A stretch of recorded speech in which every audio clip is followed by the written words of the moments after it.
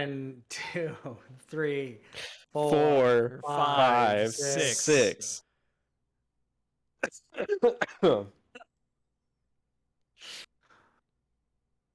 It's episode 213 of the Platformers. Don't sound so excited. A show God. about games. Josh is sick. Brian's got a migraine.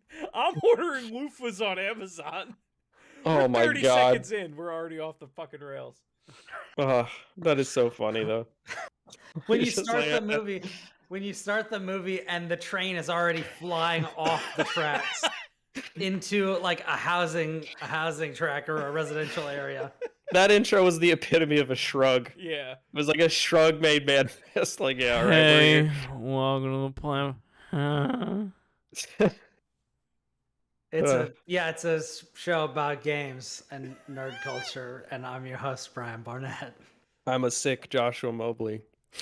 I'm having a great day. I got my Arnold Palmer. You're doing here. okay. You already I'm had the doing sickness. I was sick last week. I'm back, baby. I'm Chris Shriver. Yeah, You were I was down- totally fine, and now I'm not.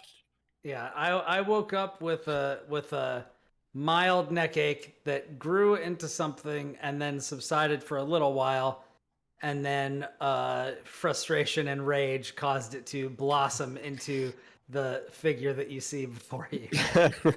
You know what might help you the vision. Yeah, is a what shower, might help me? a shower bouquet. A loofah. Okay, a loofah I need to know what yeah, we were bouquet. just talking about. That sounds this. like What a is very that? extreme sex act. So Gave the old shower bouquet. I typed in.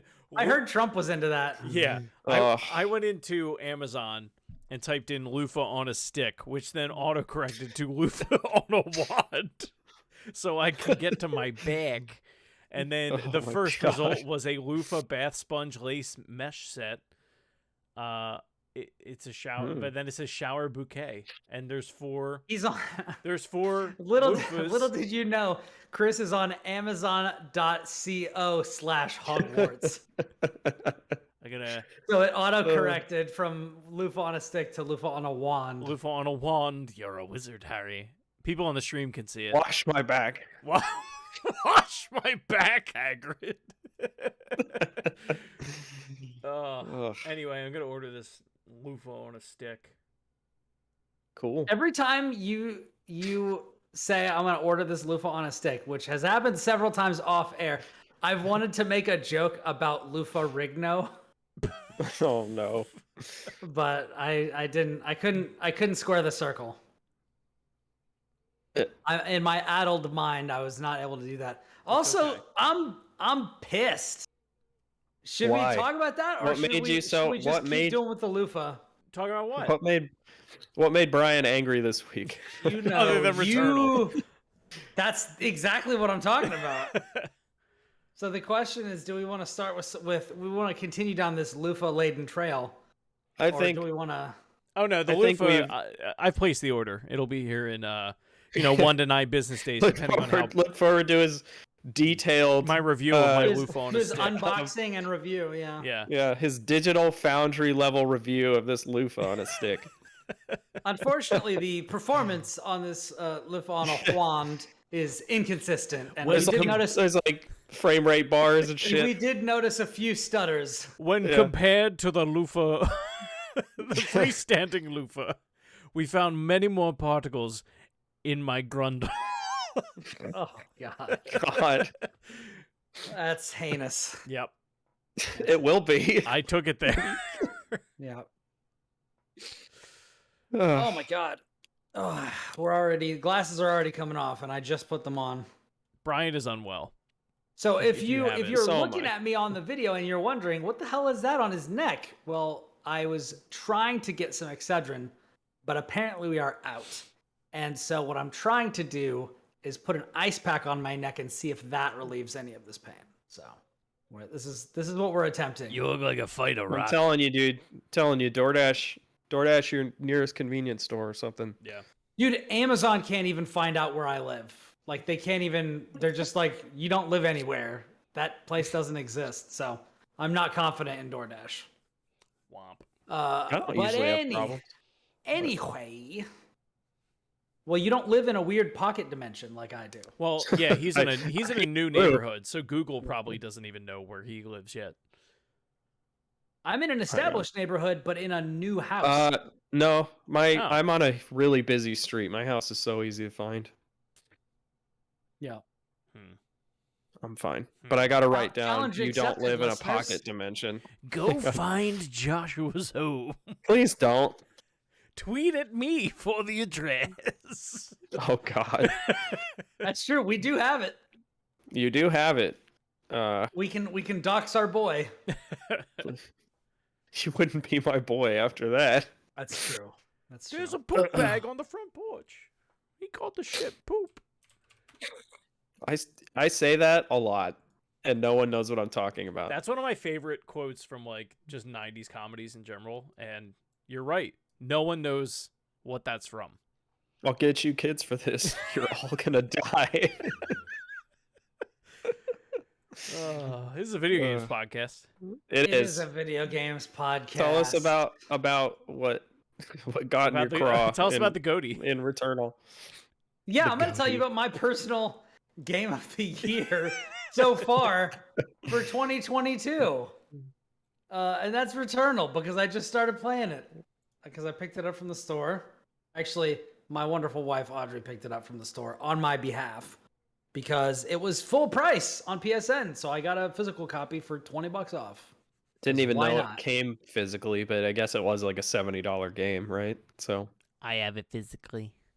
Let me, just on a little bit of a side note. Here we go. Speaking of that, speaking of physically, quote unquote physically, I have never felt a cheaper thing oh my God. Yeah. than the PS5 box and paper that Returnal is in. Modern game boxes feel It is, very cheap. and just wait. I think Chris is coming back with Exhibit Exhibit Exhibit B. But yeah, it is incredibly cheap. And when I plugged it into my PS5, which was on Wi-Fi on a little side TV, because that's what we've been using to like play Disney movies and stuff for Riley during the work days. It prompted a download of like 20 something gigs. Yeah, dude, it's a Mhm. license And it- file on the And disc. it was like, yeah. Yeah. Yeah. And it was like 5 hours until your download is done. And so I slept it and basically just did my entire day's worth of stuff and came back and it still had 5 minutes left. Oh my God. It was a real problem. And That's been a not problem only with Sony games for a long time, but continue. it's so terrible. And you saw my tweet, right? Like the No. first thing you had a lot. did- You had a I don't see shitstorm tweets. of tweets. I don't see that day. tweets anymore. So no, I I- may not have seen it. So I did all of that, installed the patch for like 5 hours, came back, was like, awesome, we're all good, we're all installed. It's got the update, it's got both of the updates. It's got, the new whatever, etc., blah blah blah. Fired it up, can't start this gamer app. I'm like, excuse me? The disc is in. The update downloaded and it said, no, we can't start this. Because it hasn't I- installed yet. No. It was No, fully I've had installed. this. This was I've had not. this happen. This was not like, oh, you put all the stuff in that you need to, but there's still more to do. No, I waited until it was 100% done, downloaded and updated, and then it was like, yeah, no, we can't do that, bruh. I think you have Can't to play your app, restart the bruh. console to actually get it to do it. No, Oh, restarted the console, did not work. oh shit. Hard powered it down, powered it back up, did not work. Went into manage game files to try to like verify integrity or whatever that I normally do on Steam. Nothing. I literally had to delete the game and then re-download everything, Wow. and then it would work. And I'm like, console gaming, ease of use, bro. Yeah, it's Pissed supposed me to off be. so much. Man. See, that has happened to me a lot on Sony stuff, just because like it lies. It tells you it's done, but it's not No, it's not. done. And then you click it open, and they're like, we're 25% done installing your game, and it's like a They'll nightmare. send you a It's like notification to your phone through the app. Yeah, and be it's like, yo, hey, it's Yeah. ready to play, and then you go to start it, like, and it's like, yo, sorry, yeah. we're still doing it. It's like maybe just tell me when you're actually ready. Yeah. You know? Yeah. And you got like, let me tell you, like this is, and I will die upon this hill probably. But when the PS5 came out, and I was like, yo, this thing is busted, like not good. And I was constantly getting all of these. It's just you. It's just, this is just your experience. This is just your console. Nah, bro. I like every time I have something happen, I like look up on the internet or Reddit or somebody. It's like, yeah, I don't know what to do. It's just like this thing that keeps happening. And then there's like 75 people after that's like, yeah, same thing happened to me. I had to just delete all my shit and then start over again and then make a new account and then all this. It's just like, God damn. God. Yeah. So Yeah, dumb. but this is a thing I've had this problem since like the PS4, when they introduced that whole like, oh, you get like 10% of the game and you can start playing it while the other 90 I feel is like, downloading. It never works. Yeah, like, whatever that did to the file system, like it never worked properly. Like I never. think this is the way that I deal with it, and it's not entirely fair for me to like fucking subtweet Chris on the podcast for calling me out for all the problems I was having, when I really think it was just Sony problems. Well, no. I mean, what I will say is two things. One, I think you have more problems than most people. I still believe that. Like, that's probably fair. Considering how much I use my PS5 compared to you, like and how many games are installed on it. There's like 600 games installed on that fucking thing. Like, I don't have this many problems. But what I will say is, I know how to circumvent all the bullcrap on that OS that I don't even think about it anymore. Like, if I get a new physical game, I know, all right, I got to pop it in the console, and I'm going to walk away, and I'm not going to look at this thing for the next 4 hours. Like, I'll do it at the beginning of my work day, or like towards the end of the night, we're making dinner. Like, I don't even think about it, because otherwise I'm going to be hovering over this thing like, oh, 124 minutes to go. Okay. Like, it's never going to go away. It would be fine if games launched in a good state, but they don't. Returnal, if I just wanted to be like, I don't want to wait, I just want to play it now because it got brought home, then I don't have suspend functionality. And it's like, the fuck am I even doing here? Like, it's just... Wait, what? I know what you mean. If I didn't want to wait for the full install, I just wanted to play it off the disc, then I have the basic, like, not balanced, not patched, not updated, worse version of the game.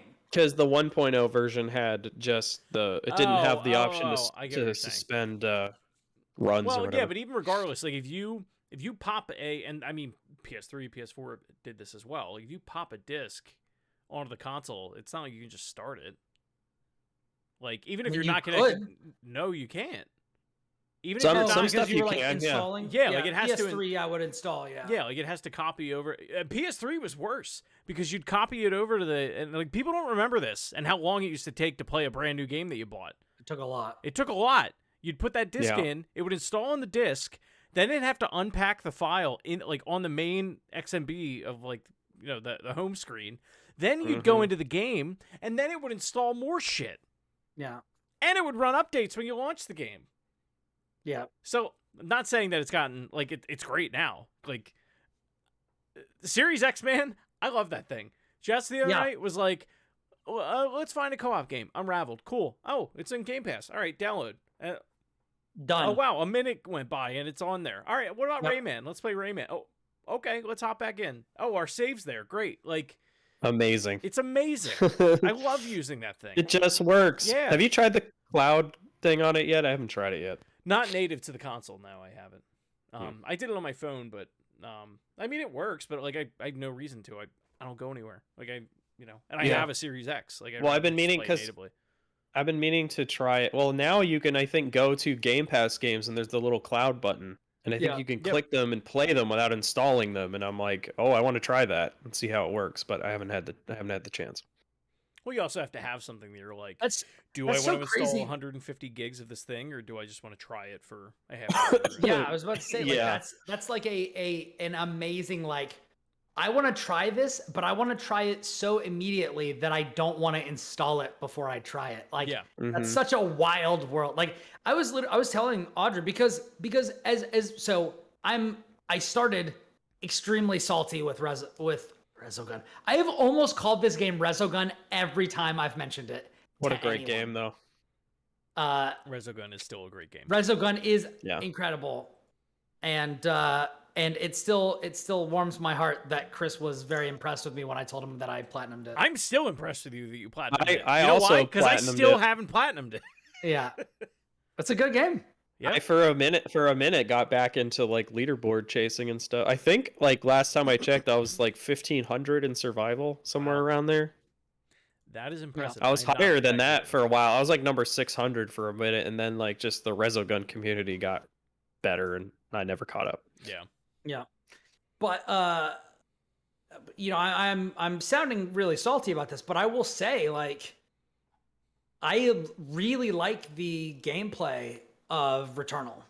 Like, I when I am playing it and I am only thinking about the way that you play the game, and I'm not thinking about the systems in the game, the meta game that you play with progression and how much you take or how much you don't take after you die.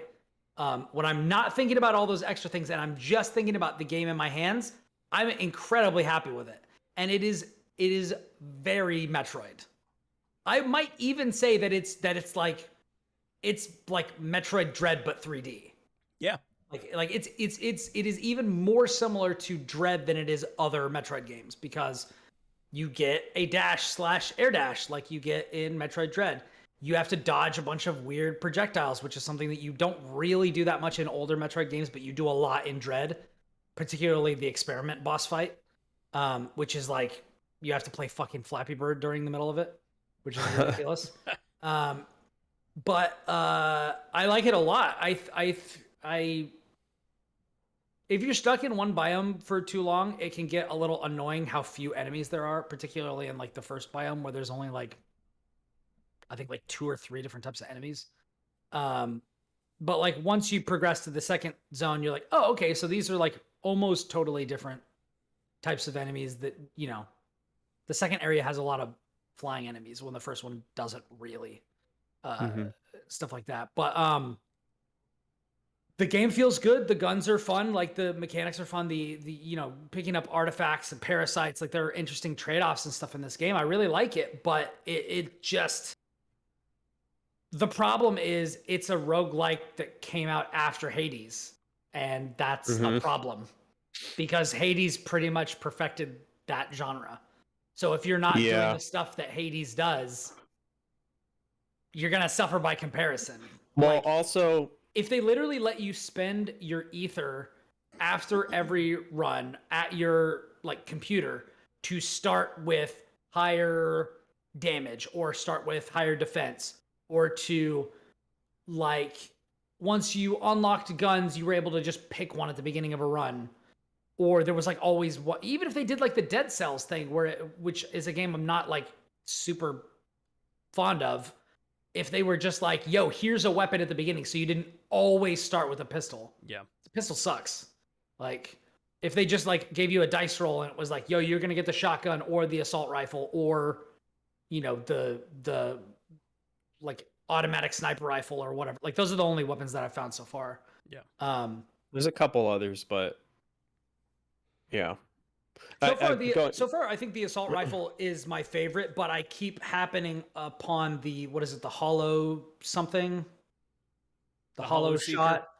Hollow Seeker? Yeah. I keep finding good variants of that, so I just end up using that. But my favorite is definitely the assault rifle, for sure. Yeah. Yeah. Like, what's weird with that game is, like, the first like 20 hours of it, or however long it takes you to really like get, you know, enough ether where you're spending it in the beginning at that obelisk thing or whatever, and you unlock more things that you can buy, you know, as you progress. Like, the uphill climb is so steep, and yeah, and what sucks about it is that game has such a good flow to it when you are doing well, and like it feels really good to play when you're actually progressing. Yeah, and like you like you're picking up a lot of items, and like you're progressing through your run. And the second it takes you out of that, it's just like it hurts more than maybe any other game I've ever played. Because it's like, I had a really good build, or I was really happy with the parasites that I have, or like whatever. I literally had, and we will get into the big moment where I was like, wow, fuck off. Yeah. Because I am confident I could have gotten through literally the entire rest of the game if this hadn't happened. Yeah. But we'll get into that. Sorry to interrupt. I just wanted to No, I mean, and there were I had at least one or two of those moments with the before that save state feature came in. I had played it at launch when you would the first week you'd have a run going. All right, I can't play this for 6 hours. I have to go to bed. I've already been playing for 2 or 3 hours, whatever. Yeah. And then you come back and it was like, oh, a patch came out. Oh, and your stuff is gone. Oh, you have to start all over again. Like, you're at least missing all of that. That was some real bullshit that we had to go through. And that's like I would have bought it at launch except for that. Yeah. And that's why I held off until that like when they're like we're patching in a suspend thing so you can upload to the cloud and sort of a thing. Then I was like, okay, it's a real game now with real quality of life things that will let me play it on my own terms. I'll buy it now. Yeah. But the big problems, a bunch of other things that I was playing, so I didn't get to it until like just now. Yeah. But yeah. One of the big problems I had with the game, and then when I left to go play Hades, it was like, oh my god, it felt like such a breath of fresh air. Was that like Chris was just saying, when you do bad in Returnal, it feels awful, especially because the runs take so long. Like a Hades run. Actually, like completing the whole game, as it were, right? The longest it's ever taken me was maybe 31 minutes. Yeah, I think it was like once I was beating it, I think it was like 35 for me, and I would regularly get between 15 and 20 minutes beating the whole game. Yeah, the whole game, and that's getting out. And every time you're getting out, you're getting more stuff, and there's more story. And then even if you have a really crappy run where you die in the second world, like. You might be like, God damn it, like that build was great. But then at the same time, you're like, but I have all this stuff now to go back to the main thing.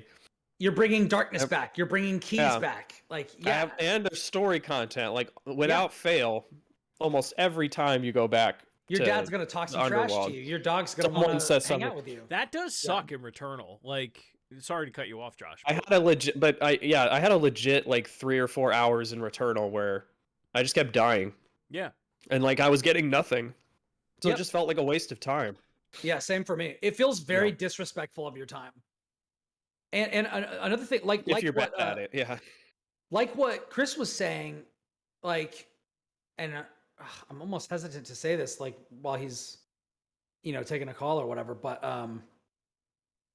oh, okay, never mind. What I was gonna say is like, it's a real shame because. He was saying when you're doing poorly, it feels bad, but when you're really in like a flow state and you're doing really well, it feels great, which I agree with. The problem is, and this is another way that it suffers in comparison to Hades. Hades, the best thing about Hades is that the floor is really high. Mm-hmm. Like the worst experience you're going to have in Hades is I picked a weapon at the beginning of this run, and I ended up not really liking it. Next run, I don't pick that weapon anymore. I go back to the weapon that I love. The baseline of that game is super fun. Like, whereas in Returnal, you have to build to a baseline. Like, the base, like when you start with nothing and all you have is a pistol and you don't have enough ether to buy anything from the obelisk or whatever, and then you just don't find any guns for like I've legitimately gotten to the teleport. Like once you beat the first boss, you get a key, and you can use that key if you fucking find the shit to use it in this teleport room to immediately go to the second world without having to beat the boss again. So I've only beaten the first level boss one time because I was talking to some people. Like I was talking to Joseph Yaden, who's, renowned apologist for this game. And he was like, I was like, okay, should I be going around and building up in World 1 or should I just be jumping into World 2 if I'm trying to progress? And he's like, just go to 2. You'll find everything you need there. So I'm like, okay, cool. So then I started doing that, but legitimately I would get to a point where like I'd clear like 10 rooms or more in World 1 before I found the teleporter, and I still had my fucking pistol. Yeah. Like, and it's just like, I still had my pistol. I had like no upgrades because it's a roguelike. You just randomly get that shit or don't.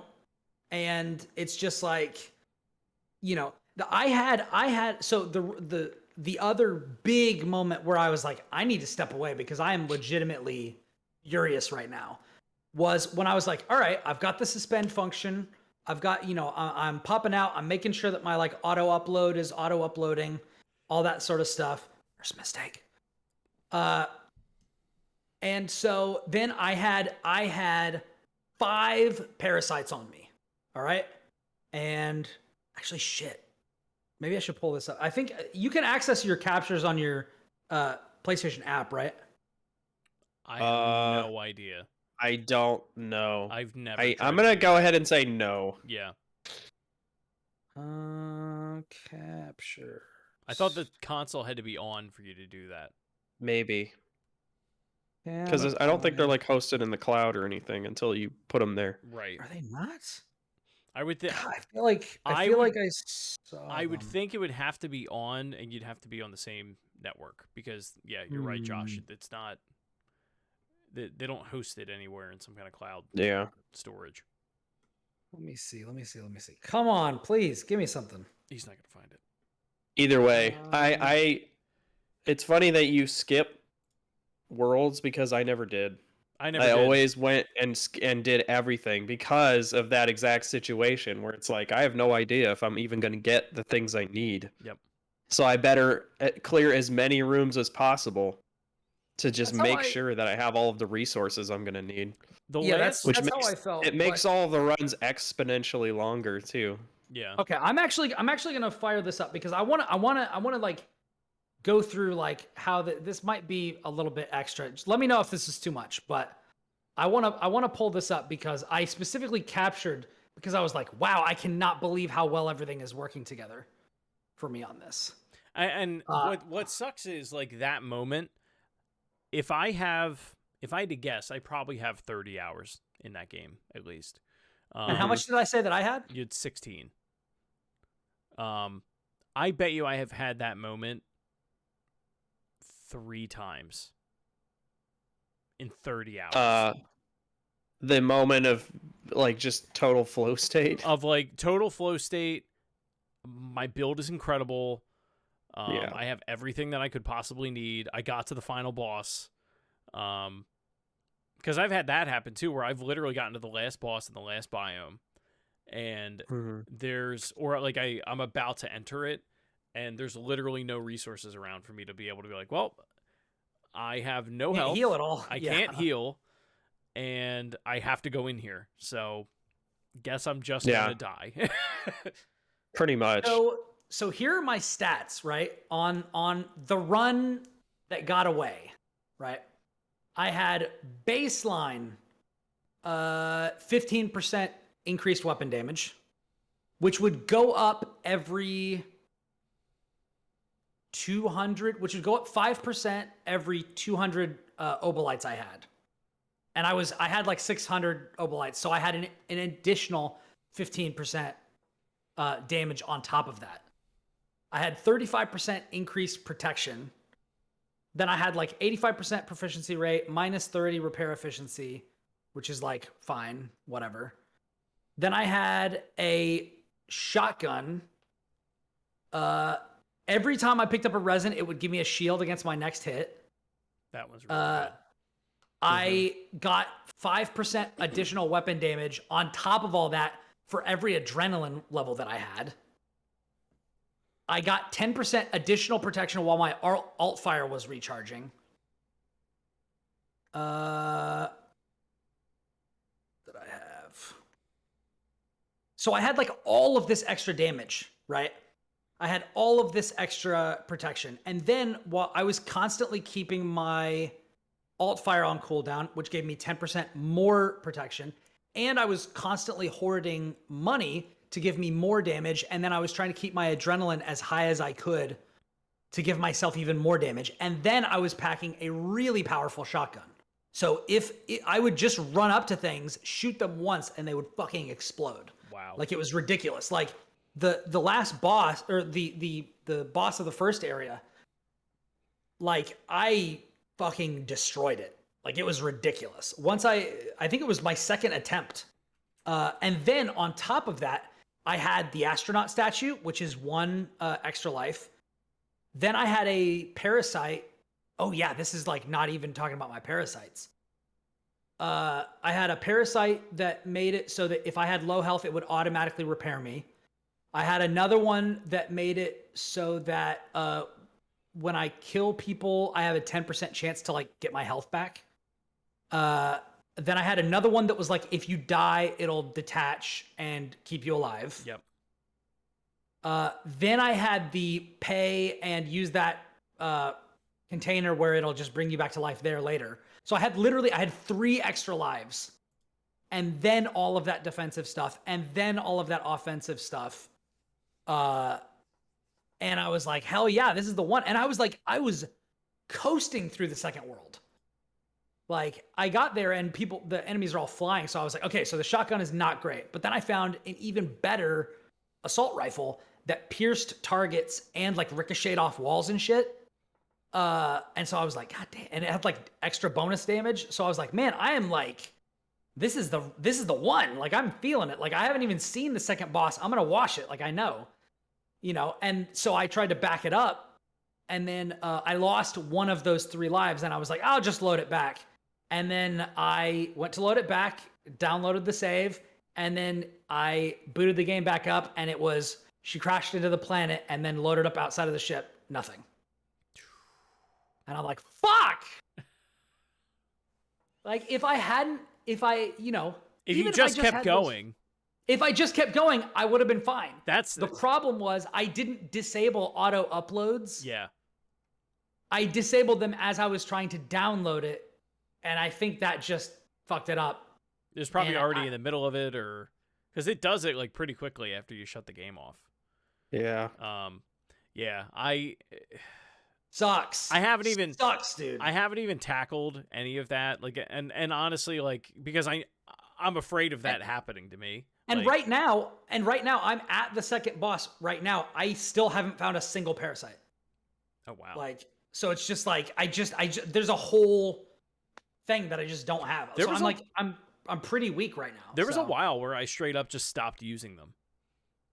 Like, yeah. I just stopped picking them up because like it like later in the game, at least I don't know, Josh, if you had the same experience. I've started to get a feel for like what is good and what is not. Yeah, well, yeah, and that's part of the early game, I think. And I don't know, Josh, if you feel the same way, but like it would get to a point where you would either have too many, or I would have too many attached, that I was constantly dicking myself over. Like the ones where it's every time you pick up an item you take damage. Yeah. Or like this increases the chance of malignancy or whatever. Yeah. Like those ones really come back and bite you in the ass. Yes.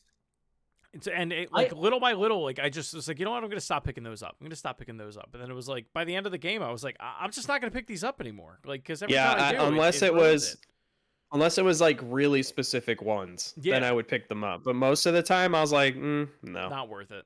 It's not worth it. Yeah. For a while, I literally picked up every single one that I saw. And like I think on that's that part of it. Like it's part of learning how the game works.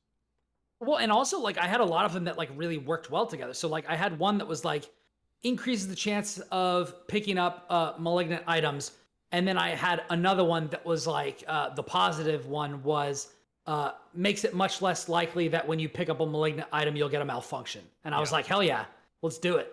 And so it was like I got the bonuses from both of those, and with basically very minor downsides. Yeah, it's the ones where they're like your malfunctions will be harder to clear. I'm like, nah, no, dude. I don't pick any of those up. Those suck, dude, because it was like get simultaneous kills, and it was like ×4, and I'm like, there's no way I can kill 4 enemies at the same time. Like, that's ridiculous. Right. You're reminding me why I just stopped playing the game. And that's the problem. Like, if they had like a few things, like if there was literally like 1 or 2 things different with this game, it would be like one of my favorite games ever. Like, it would be right there with Hades. Like, if they were like, if they let me select weapons at the beginning, and they let me spend, if not obolites, like let me spend ether on like permanent stat upgrades. So like let me start the game with like increasingly like 5, 10, 15, 20% protection. Let me start with more weapon damage. Give me like, even if you don't want it to be like that sort of a thing, let me invest in like, oh, okay, at the beginning you choose one stat and that stat goes up like this amount. So like you could just pick offense, defense, alternate fire cooldown. Like, just have something that you're starting with that's like really strong. I thought they were gonna do that because like the first time you get through the house sequence, they give you like a little astronaut doll afterwards. And I was like, oh, okay. So like, here's what's gonna happen. Like, this is just gonna be something I always have. So now I always get 2 attempts. And then like later I'll get another astronaut doll and I'll just always have 3 attempts. Nope. You lose that shit. And then when you go back to the house, you can't even go inside and you can't get another doll unless you just like find it out. So you have to buy one or whatever. Do you know how that works though? Like do you understand how like those upgrades work? Once you get something, it's added to the pool. Yeah, exactly. And then like, so like you could run into it later. Like, and that's another part of, what plays into all of it is like, okay, is this going to, am I going to have the opportunity to buy this again later? Or, and that could set you up for a good run as well. But that's what I mean. So it's like Mario Party. Like, too much of it is set up to chance of like, what am I going to happen to run into? And I get that it's a roguelike, but like at some point they've got to give you a little bit to work with. That's why a lot of roguelikes have those like that checkbox system where if you don't like an item, you can turn it off. Yeah. Which I think Yeah, then you can, because the inventory gets so vast, it's like getting an actual good build becomes almost impossible. Yeah, it's like I have a 1 in 30 shot of getting this thing. Yeah. Yeah, and another thing that I think that they could do to make the game better is like, I've gone many runs and gotten maybe 1 artifact or none. And then there's other runs where it's like, yo, I get like 6 or 7, like real fast. And I'm like, this feels great. Like, this feels way better, and it's a way better focus for you, So I think that if they doled out way more, if it was way more likely for you to just find artifacts, like 1 in every room or 1 in every 2 to 3 rooms, like you just find 1, like guaranteed. Like, that would make the game feel way better because, you add artifacts to the pool, and it's like, dude, some of these are ridiculous. Like, 10% chance for you to, restore your health when you kill an enemy. What is it? 20% chance for you not to consume an item when you use it. Yeah. Like some of these are like, when you get these and they start triggering. When they stack with one another and everything, like. It's awesome. Yeah. But it's so rare that it happens. Make it so that your melee attack is stronger and it breaks through the yellow barriers or something. Like there's like a lot of these where it's just like, a chance for your enemies to explode when you kill them, like 35% chance to explode. Like, if I was to get that sort of stuff, like that would it would make it feel so much better. It would make you feel so much more powerful. Like, let me select a couple of artifacts at the start of each run. Give me like a little Charon shop where it's like, yo, just take 1, or whatever. Yeah. I don't know. There's like so many little things where I'm just like, God, like. There is so much potential in this game. Yeah, it's death by 1,000 cuts. Yeah, it is. All constantly. It definitely falls in like the Inscription tier of my like evaluations this year, where it's like, this is great, but yeah, it is great, but it has some really aggravating problems. Yeah. And I just wish that there was, Like, if it comes to PC, I'm sure that modders will like have a field day with this. Oh my god! Yeah. At which point, I would definitely rebuy it on PC and just mod the hell out of it and turn it into the game that I want it to be. Well, that's what's interesting about it is like you do see playing it. Why every time I played it, I've been like, God, this would like if done correctly, this would be so up your alley. Yes. If it didn't feel so disrespectful of your time, like one thing that Chris and I were talking about just kind of privately, was that like the wins feel so good, but the deaths feel so cheap, and that's absolutely true. Like right before we started, I was attempting the second boss, and I literally got like I was wildly like looking around trying to there's a part during the second boss fight where it like flies out of your sight and you have to look around for it, and I literally got killed. I was wildly looking around trying to find it in the air, and then just boom, got hit from behind and had no way of seeing where it was and got Oh my god, the spatial awareness in this game is impossible. And like, also when this thing is you just flying know at where you, things are, it's so annoying. Yeah. When the thing that's flying at you is the same color as the fucking sky, it's just like, especially come on. That first biome, like everything is blue. Everything is blue and black. Yeah. God help you if you are colorblind or you have problems with depth perception. I do wonder because I don't have problems with depth perception, and I was having a very difficult time trying to dash forward through some projectiles that the boss was shooting at me and like judging where they were. Yeah. I do wonder if this game were given, maybe not to like the extent that like The Last of Us or Ratchet and Clank, like a lot of those first party, the first party PlayStation games have gotten, where you can turn on like the, I want to say tone mapping, but I don't know if that's right. Where it's like the environments are gray, but all the enemies are like red and you're blue. Like it's very obvious what the contrast is like. Very. You know great. what? There might actually be a colorblind mode in this game. Yeah. So like, let me not talk out of the, side of my mouth. Surprised if there wasn't, right? Well, I don't know. I mean, that was a big part of that conversation when the game came out. Where I think I saw that when I was looking at changing the brightness. I think I saw that.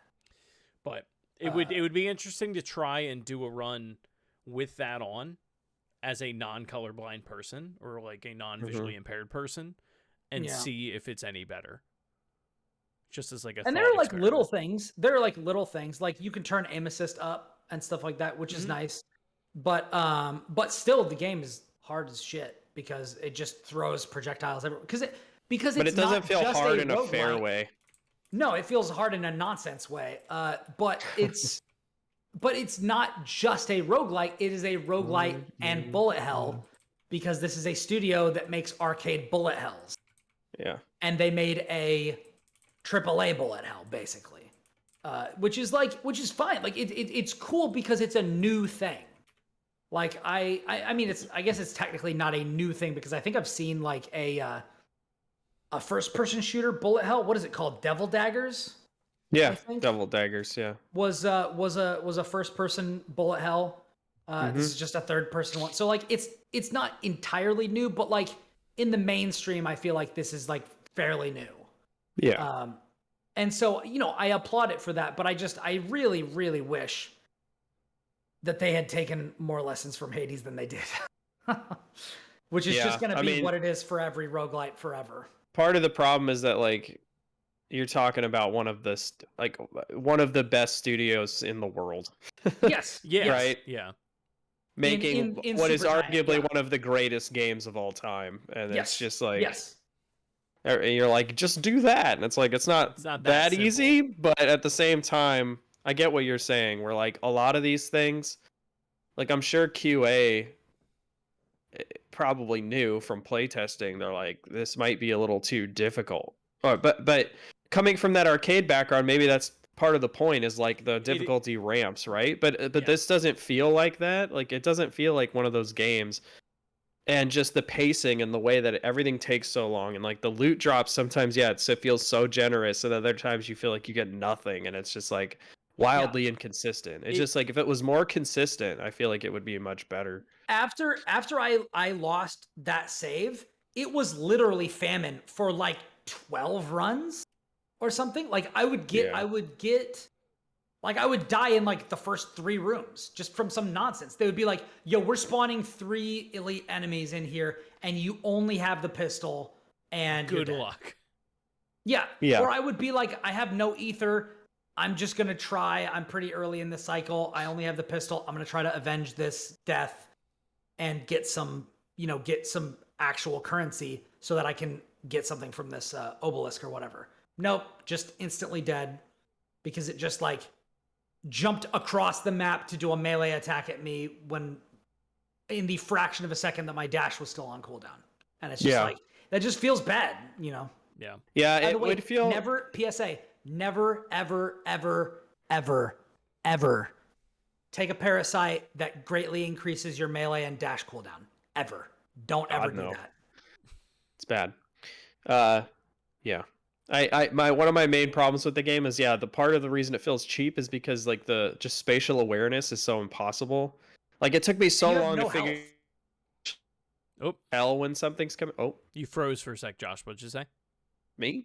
Yeah. Well, you're frozen on my. Actually. Yeah, you keep cutting in and out there. Give it a second. Josh is coming to us live from the ISS. Okay. There you go. Anyway, it's so beautiful up here. Big blue marble. The thing is, it took me forever to figure out there actually is like a ring around the character that's supposed to point you at like projectiles and stuff incoming, but I don't feel like the game takes that old shooter design thing that lots of shooter devs do, where like if you can't directly see an enemy, the chances of them firing at you and hitting is like greatly decreased. Yeah. Because otherwise you just get shot from every corner of everywhere. And you have no idea what happened, and it feels very unfair. You can't react. And the game doesn't feel like it has that at all. It's like, well, you should have known there was an enemy over there, even though you have no way of knowing that they were over there in the first place. You should have known. Well, and not only that, but like the enemies that you go into a room seeing aren't all the enemies that are going to be there. Like they spawn in during the encounter. So it's like you can't even walk in and be like, okay, there's 3 little blue dogs over there. I'm going to take them out, because you could have fucking bats just appear out of nowhere also. Yeah. You know? So it's just like, it would be one thing if you could like, okay, I'm taking a mental inventory of what I have to do here. And that's all I have to worry about is that, and then not falling into this pit over here. You know what the game feels like? It feels like it was made by a bunch of people who love really hard video games and are very good at video games. Yeah. And then they're just like, we're just gonna make this for us, and everyone else can figure it out.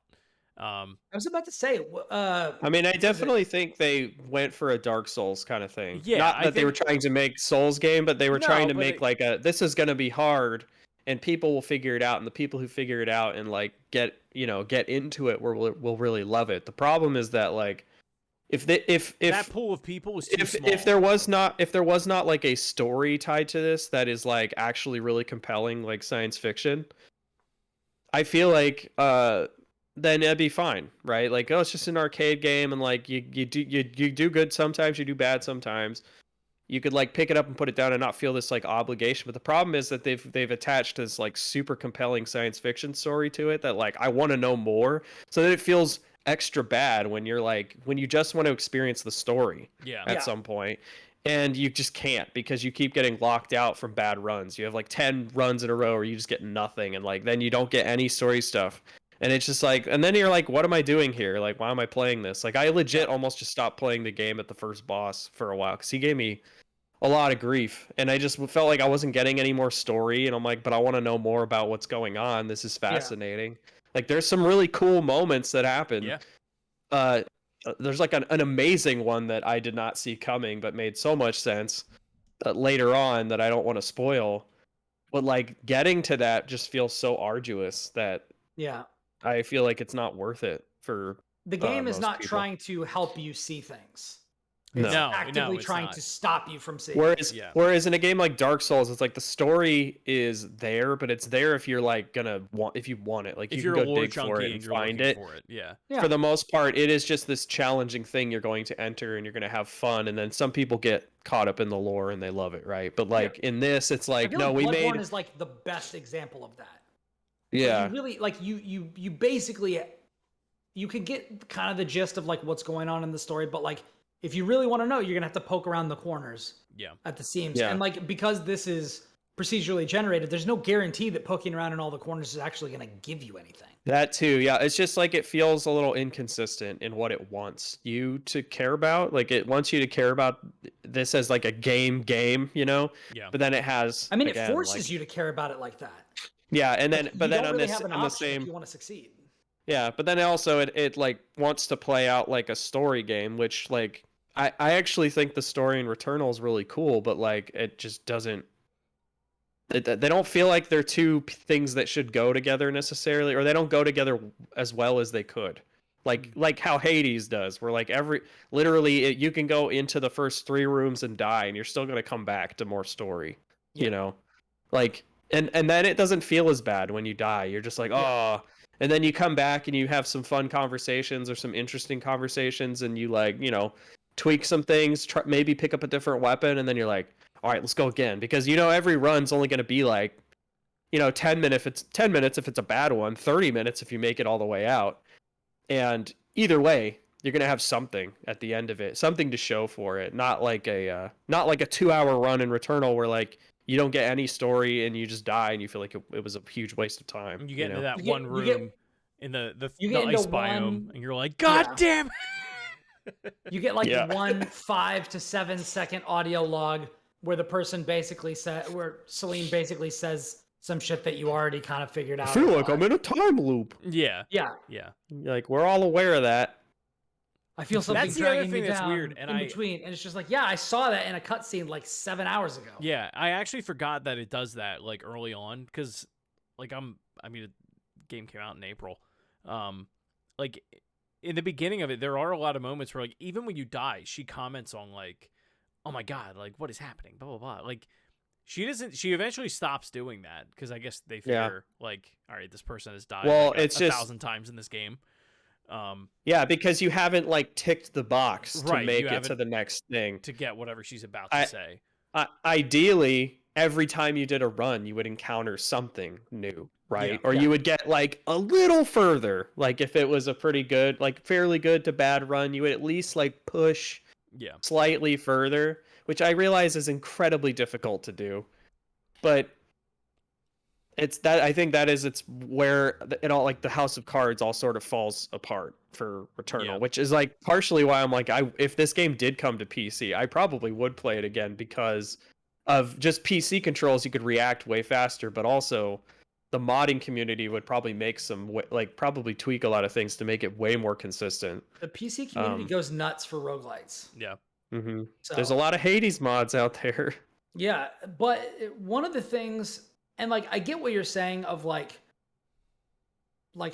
threading the needle of, oh, let's make it so that they're like consistently like being able to push a little bit further, or that they can see a little bit, something more on the story mode. But that's difficult to like balance. I get that. But where my sympathy completely disappears is because the thing that I'm talking about doing, which is like the mirror in Hades, is not difficult to pull off. You just say, okay, first time you come back, you dump 1 ether into the ship's computer, you have 5% more defense. Next time you come back, it's 2 ether and you get like another 5% or whatever. That shit is like, it's just numbers. Yeah, and that's really easy to do. Yeah, because even your terrible runs, it's like you can still pour some darkness in the mirror. Exactly. And like feel like you bumped a little, but then like they're also like if you really just want story stuff, like Hades has the God mode thing, where like every time you die, it just makes you it just makes you slightly stronger, so that when you go back in, it's not as bad.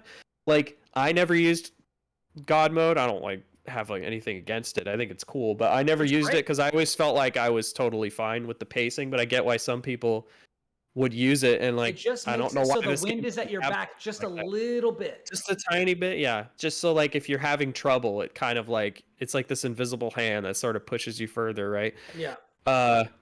Although I guess not so invisible, because every time you die, it's like 20% more like defense or whatever it says, right? It's not that much more. It's like it's a little it's bit. something, yeah. It caps out at like 80%. So you'll take like a base of like 20% of the total damage. But it starts out at I think 10% reduction. And then each time you die, I think it goes up like 2% or something like that. Like it is not much at the beginning. But it's then enough. it slowly, if you die a dozen times, it just helps you just a little bit more, and then a little bit more, and then a little bit more. It's awesome. And that is in addition to the darkness stuff, where you can be like, yo, I want an extra continue. Dude, if I could dump 20 ether into getting an extra continue where it fills my health up to full and I get to just keep going, I'd absolutely do that. Or like, yo, make it so that like I always start out with enough obolites to whatever. Like when I dump in enough, you start with 300 obolites. And then you could just buy whatever you see. Yeah. Or whatever. You know what I mean? Like little stuff like that is like it's not difficult to like add it to the game. It would be pretty easy, I think. But it would just be a way for you to like just add to it. Yeah. The only problem you'd have is pacing issues. But I'm on your side though, because I think that kind of thing at least like mitigates the problem of or the feel bads of dying.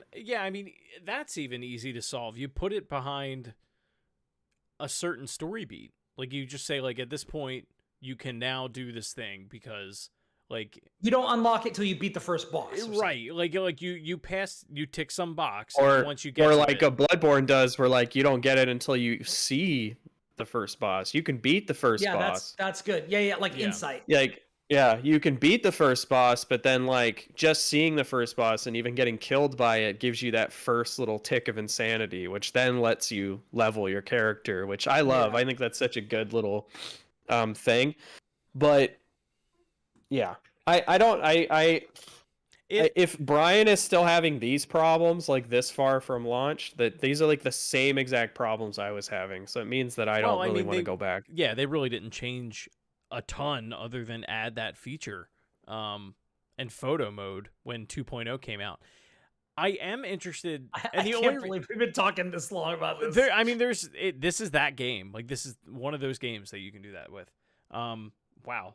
You're right. I did not realize it's been this long. We can move on soon. Yeah, we can. The last thing I want to say is Update 2.0 came out it might be exactly 6 months after the game did. It'll be really interesting to see if they, in April, put out another update and they're like, hey, we're going to, like, it makes it a little bit easier every single time they push an update. Or, like you can toggle it on if you want, but you don't have to. Like, it'll still retain the way that the game was, or we can make it more approachable. And I'm going to say this. Sorry, finish your thing. I'll say something after. I was going to say less like your balls are in a vice, but that's it. Nice. I'm just going to say this every time that we have these conversations. I am a fan of difficult games when they are fair. Yeah. The Dark Souls games are hard but fair, and I've platinumed most of those. I beat the Nameless King in Dark Souls 3, which is probably the hardest boss in any of the FromSoft games.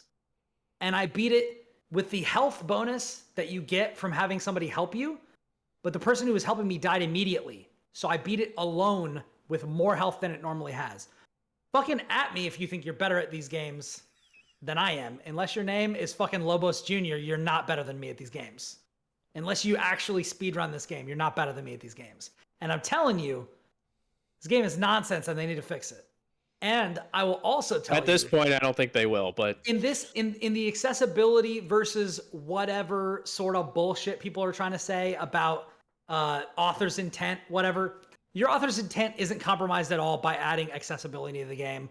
And I'll say this, I've said this again, Celeste is way harder than any of the Souls games, and that game has a full-on invincibility and infinite jump mode that still lets you get the achievements in it on Xbox if you Yeah. want to.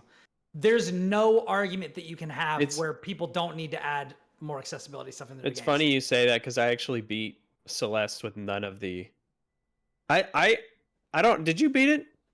I never did. Celeste? Oh, I might be the only person other than Tom Marks. Shout out to that fine gentleman who actually has beaten Celeste. Like I don't know that I know anyone else who's actually beaten it, but I did it. I know beat one other Celeste. person who, and he also platinumed Returnal. He was at my house tonight, actually. Oh my god. He beat Celeste. He beat all the B-sides and was it C and B-sides are where I drew the line. They were so hard. I think there's C-sides as well. He beat those. I There did- are, I and did- I was like, I no, did I'm all good. of those. I Yeah. think I 100%ed Celeste. I think I got all the achievements in Celeste. But At some point, I was like, I'm good, dude. Yeah. everything after Climb that mountain. everything after the Dark Madeline fight, I used cheats for. Because I was like, I'm fucking sick of this. Yeah. Like this game is becoming nonsense, I got and pretty I don't far care. on Switch, but I got to one, and it's like one of those things. It's like I just have to look up where to go because like I got to some level, I saved the game, and then I didn't play it for 6 months, and then I went back to it, and I was like, I don't even know what I'm doing right now. Like I have no idea what's happening in this. Yeah. Level. And I just never got around to it. It's one of those games like it's honestly it's like Returnal. It's like, I'd love to see all of it, but Celeste gets annoying after a while. And so I was just like, I don't really want to put up with this. I just want to see the end. Turn on cheats, let me go to the end. And then I did. And it was awesome. And that greatly improved my enjoyment of the game, which is what this is all about. Yeah. That is what this is all about. Don't forget. Don't buy into the, well, you've not only cheated yourself, but you cheated the game. You know what I mean? Like, that's bullshit. Games are about having fun and enjoying yourself. Especially because, they're called accessibility options for a reason. Some people are physically unable to beat these things and they are they don't deserve any less to experience the same things you do, right? So I'm with you. I hate that whole argument. It's not a legitimate argument. In the interest of the spoiler cast that we were doing at the end of this episode. That's right. Yeah. Because that has the potential to also be fairly long. Be fairly feisty. Yeah. We should probably move feisty? on. We should definitely move on. I had no intention of this discussion lasting this long. I knew it would. It's just a larger discussion. Yeah, right? It's that kind of game. And I don't think I even made this point. I meant to make this point like fucking 45 minutes ago. But one of the things was when I was playing this game, it felt so good and I was really enjoying everything. And I was like, you know what? Like that DualSense, not a total lost cause. I really like the way that this game specifically uses the triggers, uses the Isn't it cool? Like the HD fire rumble. and the this is when you pull in the trigger. I turned it gets all louder that off through your speaker. This is the one game that I have played on PS5 where I didn't turn off any of that. I really have just enjoyed the way it is used. I think that is really spectacular. A, I'm very proud of you. B, I have another game for you that does a very cool thing that I played recently. Okay, first of all, why are you very proud of me? Because you said nice things about the DualSense. Yeah. although I will say after the end of today, I was starting to get like a little bit of soreness down near the palms and stuff, just because like it tapers in at the end. No, but I got that with that game, and I got to a point where, and Hot Wheels did this to me too. It's however I hold that controller, I get like claw hand, and then for like a week I'm like I can't play anything. Like my hands are just like shot because I've been playing runs of Returnal for 6 hours a day for the last week. Yeah, and I am probably going to be quitting Hot Wheels pretty soon. I don't think it's not grabbing you. I haven't been back in a while. But yeah, but what were you gonna say? This other game, Guardians of the Galaxy, does a very cool thing where, let's say, does it also have that on PC? Oh, I don't know.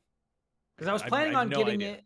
I was planning on getting it on Steam, and a lot of those games do have that DualSense support on Steam. No, so if that's idea. the case. Yeah, if that's the case, then I won't get it on PS5. I'll just get it on PC. But what it does is, let's say like the first mission, it's you, Rocket, and Groot, like going on an adventure. The dream team. Gamora and Drax are flying around in the Milano, and every time they talk to you, because it's like over a headset, it comes out of the controller instead of out of your speakers. It's like such a good. The first time it happens, it's like, oh, neat. It's the Colt and Juliana thing in Deathloop. Yeah, sure. It's great. I don't know. I haven't played it. Yeah, I usually shut all that stuff off. I'm a weirdo. But Chris, it worked for me. You want a game that does stuff like that? You should try Deathloop. I have it on PC. I haven't started it yet. Use it with DualSense. It does that. Yeah, but that defeats the reason I got it on PC. You know what's funny though? Mouse and keyboard. Yeah. It doesn't overwrite your controller volume, because in the PlayStation UI, I have the controller volume all the way down because I don't like that. I don't like that feature. To do it in the game. And so the first time I played Deathloop, I was seeing like Juliana's messages pop up, hearing nothing. Oh, geez. And then Colt would be like responding to no one, just like yelling out into the silent night. And then it would be like Juliana, and I'm like, what is going on? And then I realized I had to go into the Deathloop settings and turn that off, and then she started coming through the TV. Yeah, which was a funny little moment. But yeah, I'm not usually a fan of that. What's funny especially is, like when it's really late and all of a sudden your controller's like you know, we're going down. You're like, oh my god, like it gets so loud. I feel like they tried to do that in the beginning of the PS4 era, and PS4 didn't have a speaker, did it? It had a microphone. Yeah, it did. Or no, it did have a speaker. Yeah. Yeah, I don't know why they did it with they did it with Killzone. Hey, speaking of Housemarque, Resogun did that. That's right. Mm-hmm. Save the last human. Yeah. Yeah, I put that all on the TV. On there. Yeah. Wow, really? I feel like I'm the only person who like uses that. I love it on the DualSense. I don't know why. Yeah, I love the DualSense. I just it's cool, but I don't know. I'm always just like, just come through the TV. I don't need this. For the Rumble and stuff, it's funny because the only game that I've really I kept it on for Spider-Man, I think, and then for what came with the console? Why am I suddenly forgetting the name of that? Astro. I kept it on for those, but for shooters, I have Rumble and everything off because it always messes with my, my accuracy and all that sort of stuff. Yeah. So like anytime that's on there, I'm like, no. So Returnal, the minute it showed up, I was like, absolutely not. Like I had to shut it off immediately. Where it was like you half hold it and then it'll zoom in, and then the other one's like your alt fire. I guess you have to have that, right? I changed my controls completely. No shit. I didn't even realize you could do that. I changed it to. I definitely use it that way, and I really like it. I think I changed it to holding L to aim down sights because it just felt like more. What was your natural? Alt fire? Do you remember? I think it was R1. Weird. Or something. What a weirdo. Wait, now that you're saying that, I don't even remember what R1 does. I don't remember what it does. I was literally just playing it before the show, and I don't remember what it does. I hate how games do that. It's like somebody be playing it for the first time. Oh, how do you jump? And I'm like, you're like, I just do it. I don't know. X. Yeah. But it is really funny because actually, I was talking about the PlayStation the other day because like we've talked as much shit as I talk about the PlayStation. I have been a PlayStation guy for like ever. It's a ridiculous. I love that you do this every time we spend an hour and a half. You have to justify on it. The PS5. Like guys, because it's a piece of shit, but I love this piece of shit. It's like we're at a roast. Yeah. I don't. It's the problem. The problem is they're making it hard for you to love it. It is like a roast. You love the person, but if they do shitty stuff, you gotta call them out. Like if my best friend put out, I don't know, what's a bad movie? Name a bad movie. Meet the Spartans. Josh. There you go. Okay, fine. I've never seen it. That's acceptable. It's an acceptable answer. If Chris put out whatever that movie is that he just said, I'm gonna roast him for it. I'm going to. Mm-hmm. It doesn't mean that I don't love Chris. It doesn't mean that I don't love the other shit that Chris has done that's awesome. Oh, Meet the Spartans.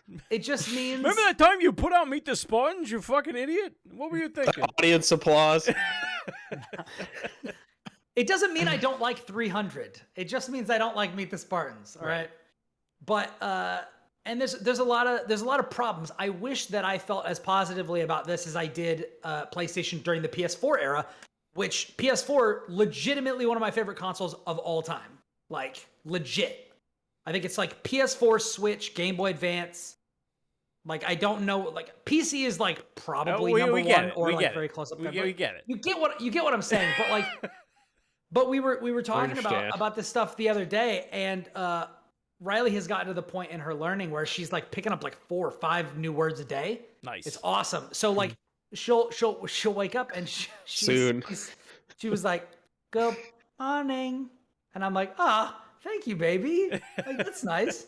You know, she'd shut me in the bathroom and then open the door and go, "Hi, Dada." And I'm like, oh, my heart melts.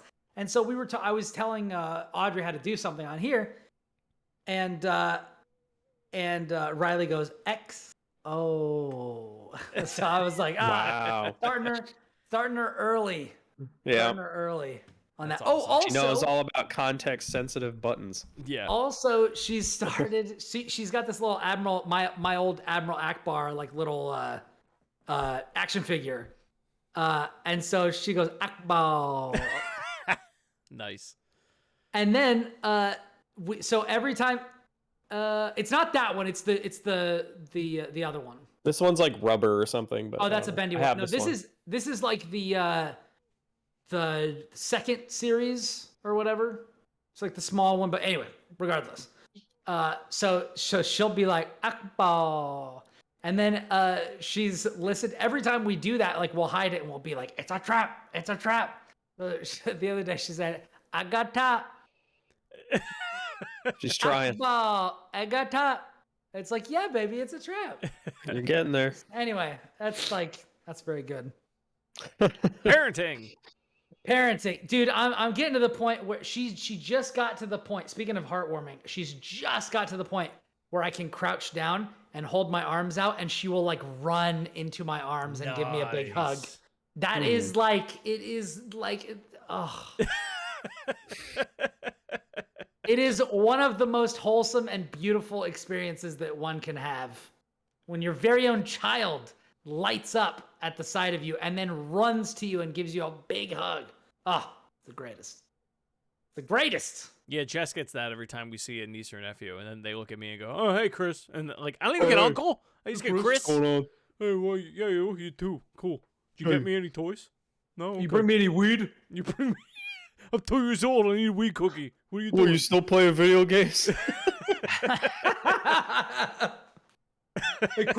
Hey Chris, when are you gonna let me invest in your portfolio? Yeah. Yeah, how's your Shiba like Inu doing? You bring that 120 milligram York peppermint patty? You still playing Banjo-Kazooie, you fucking dork? I don't understand why they would think that I would be playing Banjo-Kazooie. I mean, Christ. Yo, Chris, I heard you like that N64. Nephews. What a scrub. Get on All my right, let's move on. All right. I've been the punching back for too long. That's probably fair.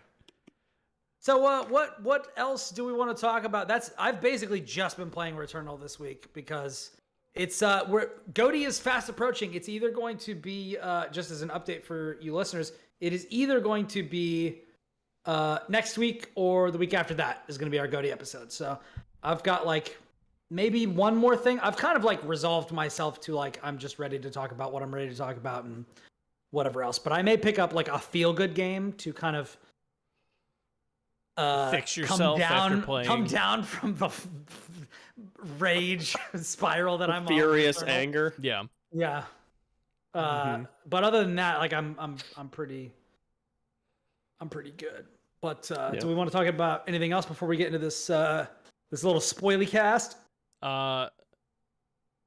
One thing I'll save for the Game of the Year episode because it will be very important. Resident Evil Village. I started playing that last night because I beat Guardians of the Galaxy. Now, would you quit? Just absolute quick 1-2 sentence. Thoughts on Guardians? Must play. Must play. Must play. Absolutely should play. How long is it? Do you think that I have time to play that before GOTY, and do you think that I should? I think you'll enjoy it.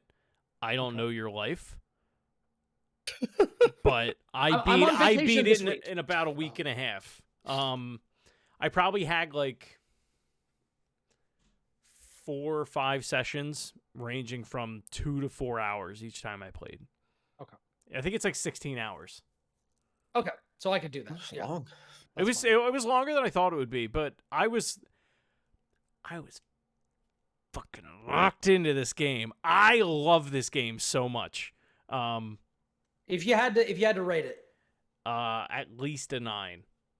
There's some weird bugs in it. Okay. In the middle of gameplay. Like it's not that it's not polished, but when things go wrong, they go really wrong and it's really funny. So like there was one sequence at the very end of the game where you're walking towards the camera and I clicked the photo mode button. It's like clicking in the 2 thumbsticks. For some reason I clicked in both buttons and the camera panned around. So all the characters that I was walking towards that I couldn't see, when I went into photo mode, I turned them around and they were all in T-pose like this. Nice. But by the time like I got to them, they would like come to and be like, oh, like, like reacting to one another. I thought that was funny. I had another one where I was in a boss fight and something triggered a slow motion effect, but it never came out of it. And at first I was like, oh, maybe it's just like this weird feature of the boss fight. And then it went on for like 3 minutes, 5 minutes. And I was like, all right, I'm out of here. Yeah, I would have stopped. Yeah. But those were probably the biggest ones that I had. Devin if you listen to the Last of Us podcast, he had one as well that I can't remember what it was off the top of my head, but yeah, weird stuff like that. But other than that, no, I can't believe how much I love this game after just like dunking on it so hard after E3 because I thought it was just going to be a pile of garbage. And like the two of us were texting back and forth. The trailers looked terrible. You know what's funny? The trailers, I don't think there's a single one past the first 2 missions that they show. There's so much in this game that like you have no idea what's in there. And there's so many, which is good. Like, it's fantastic. They avoid the problem of like, oh, you showed me the whole fucking movie or series or video game in the trailer. Yeah, like what's great, like I didn't know what to expect. I didn't know who was going to be in this game. I didn't know where I was going to end up going. But I was so invested in the story. And the game, like by the end of the game, like, it's like any single player, like linear action game that has like, an upgrade tree. By the time you get to the end of it, you're like a god. Yeah. So like, it just feels awesome. And then like, or a half god. And then they combine that with, just like really epic moments. Like they know they're overselling like the awesomeness of what's happening. It's just cool. It's fun. It's a really fun feel good game. I'll probably get the platinum for it when I'm done Resident Evil. Because it seems like it's pretty easy, but I'd be very upset if they don't do a sequel. Because I didn't want the game to end. That's good. They didn't overstay its welcome. No. Didn't mean to almost derail like you that can't much. Judge books by their cover. Yeah. Yeah. Resi 8. It's funny. I was talking to our friend of the show, James, about this, and he was James Von Hoch. He was asking about. He was asking what I thought of it, and the first hour of it, I was like, I hate how I felt stupid after I said it, and then he said what he said. I was like, I hate how stupid I feel walking around this game because I don't know where to go. I don't know what's happening, and like I just want to get to the Resident Evil part, like where I'm like, oh, there's a hole in the wall. I have to find the key that fits it or whatever. Like, and you're going around a mansion or whatever it is. There's spooky things happening while that's all going on. And instead, like, the game starts out and it's like a cutscene that I didn't really give a crap about. You end up like in the village. It's really hard to see and like navigate around. And like they're trying to make it creepy, but like the whole time I was doing it, I'm like yelling at Jess, like, why can't the flashlight just like tilt up a little bit? I can't see where the hell I'm going. Like, I was just getting like super frustrated. And then you get past that, and it's a lot of just like, okay, you're in this village, and like it's just Ethan Winters going, what's going on? What's going on? Like it didn't have a really good hook for me in the beginning. And James was like, yeah, almost like you got stranded in a village in the middle of nowhere and were very confused and didn't know where to go. I was like, all right, you got me there. But like, So once also a video they game, made you though. feel, Yeah. they made you feel like a young Ethan Winters. yeah. But you know, once it, like, you eventually get past that in the first like hour.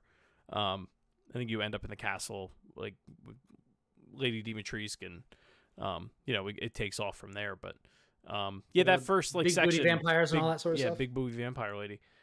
Step on me, please. And yeah, I don't know. We'll see. So far, like, it's too early to tell. I've literally only played sections that I played in the demo. But like, people, what was it? Steam, like the Steam awards or whatever that people vote on. Yeah. Like User Choice Awards, they named it the Game of the Year. So I'm like, sure. I don't know. Okay. Maybe. Yeah. We'll see. However many million concurrents can't be wrong. Right. I mean, they can. The be, hive but- mind of PC they can players. no, they can definitely be wrong, but I just think that's funny. Yeah. Because they just were talking about having the highest concurrence ever so far, like just after after the new year. Yeah. For a Resident Evil game or just for a game?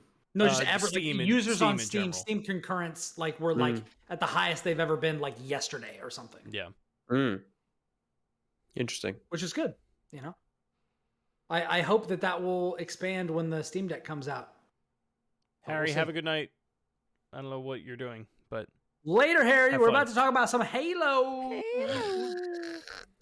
Halo. oh, one more thing. Pro tip: Analog Pocket users, if there's a game that you want and it's too expensive in English, get it in Japanese, baby. Because Kirby Tilt and Tumble only cost me $12 on eBay, and it's like 40 in English. Ooh. I mean, but what if you can't read Are there Japanese English- to know what the menus are? You don't need to. There's English mods, right? For that stuff? I don't know, but like, it's a Kirby game. There's pictures and everything. It's literally Okay, like, well, what if the game that you're trying to get is like fucking Final Fantasy or some shit? all right, Then you redacted. get an English mod or whatever. Redacted. If you're trying to play Pokemon Pinball, which I also ordered, or Kirby Tilt and Tumble, because you can't play those on a ROM cart because there's special hardware in the cartridge, get the Japanese version. Pro tip. There you go. There you go. Specifications. Or go get those other ones and just learn Japanese. It can't be that It hard, can't be right? that difficult. Hey, Josh, real quick. Yeah. You ever play Episode 1 Racer on the Game Boy Color? No, It, I too, have not. Fucking shock surprise M. Night Shyamalan twist, Chris. I have. How is it? It's really fun. Is it? That was the first game I ever had for Game Boy Color. Wow. I got, for the Christmas when I got my Game Boy Color, they got me the Game Boy Color and Star Wars Episode 1 Racer, and I still have that shit. Wow. There's only a few games on GBA, you know, Game Boy Color, Game Boy Advance, that have special hardware in the cartridge. That's one of them. Like, they have the Rumble Pack, most of them. It's like Yeah, it's that, the Ready to Rumble, Perfect Dark. There's a couple of them. But I was looking at that, and I Game's- was like, I game's wonder if quite it's any good. Chris, it is good. Hmm. It's not as good as the PC N64 Well, no, version, of course not. but it's a different game. It's top down. Well, yeah. But I had a lot of fun with it. I may check it out. I do have where is it? I have Empire Strikes Back on the Game Boy. Oh, there you go. I've never played it Did you because get? I don't have a Game Boy sitting around. Did you get any of those KOTOR limited run releases they did this weekend? I did. They did those. It was last. Whatever. I'm dropping it. It was some time ago. There was some time ago, but I think they did a last call. Yeah, they did a last call over the weekend. I did, but the thing about limited run is that they take forever. Yeah. Because they usually order as many as they need. get orders, or they make as many as they get orders for. So yeah, I'm just gonna leave that up there. I'll fix it later. Boom. But yes, I got my Republic Commando like the other day, which is right here. I don't want to pull it out because the Yoda stories is gonna go flying. But I got that one, so KOTOR should be coming in the next 6 months, I assume. But Nice. yeah, Good deal. Can't wait for that new KOTOR. We'll see. I know. I'm so curious about it, like what they'll do to it. Yeah. Oh, also, one more pro tip before we do Halo. If you remember Twitch Prime, Jedi Fallen Order is free right now on PC. Yes, it is. So if you It's a great wanna play it game. on PC, go for it. It's only like that- 10 to 12 hours, and it's freaking phenomenal. That was just an ease of use thing because the way that I bought it was I bought it on Epic Games when I bought it. And what they don't tell you when you buy it is that it also requires Origin. So it just makes you boot up Epic and Origin Oh before my it'll let you god, play the that's game. awful. It sucks. So when they gave me this one, I was like, okay, now I only have to open Origin and I can play the game. You But know, it still says that I own when I open my Origin client, it says I own Star Wars Jedi Fallen Order and Star Wars Jedi Fallen Order Epic. Can you hide it from your Origin line? I guess you could, right? I have no idea. That would drive me insane. I tried to buy it on Steam one time just to have a PC copy, and when you tried to boot it up, it just nothing ever happened. Oh, and so I bought it on Origin, and then when I would boot it, it was fine. I don't know. EA, man. Killing Super it out dumb. there. Super dumb. I know, I'm being funny, Josh. I know that's why you're not EA saying anything. EA and Ubisoft need to just pull a Microsoft and put all their shit on Steam and just stop trying to do their own client. Like, Never gonna One happen. more thing. it's not, but they should. They're big enough where it'll never happen. Rayman Legends is the best couch co-op game of the last 10 years. I feel like you've said this. I have. He just Many said it on Twitter. I think. just said it on Twitter. But like, we played that game again this weekend. Brand new save. There's nothing better than that game. The game rips ass. Cat's fever. Yeah. Rayman Legends. That's Mm. fever. I don't know how we don't have another one. Like, it's been because they're at too least 5 busy years. making Battlefield 2042. Like, what happened? Remember, they were like Ubi art. You're We're talking gonna get about all these two cool games. different developers. Doesn't matter. I'm still gonna make the joke. Like, they made the Ubi art engine. They make like 4 or 5 games with it, and then that was it. Yeah, it's almost like Ubisoft just kind of went to make Siege and Assassin's Creed. It's kind of That's it. good. You know why? You know why, Chris? You want me to get mad real with you right now? You want to know why we don't have Rayman Legends 2? Raymond. Is because they wouldn't like. There's nowhere to put microtransactions in there. That's why. I hate it. Does I hate it. every Ubisoft game now at this point have microtransactions? I feel like the they ones do. you just mentioned do. I feel like they all do at this point. Yeah. Is Assassin's Creed? Oh you- yeah. Yeah, you buy like the Oh, I guess the You buy- armor sets and all that crap. all the armor sets, all the Yeah. fucking Helix credits and all that nonsense. Yeah, Ugh. All right, let's move on. that's why. Halo. Terrible. Should we do the outro or should we just say, "Yo, this is just Let's the do the Halo"? outro Do and the then outro. we can talk about Halo. Okay. All right. Wow, we actually did like a full length episode, and then we're gonna do a spoiler cast after. It's just like last week. Hey, if you're out here looking for meaty episodes to put in your mouth, we got you.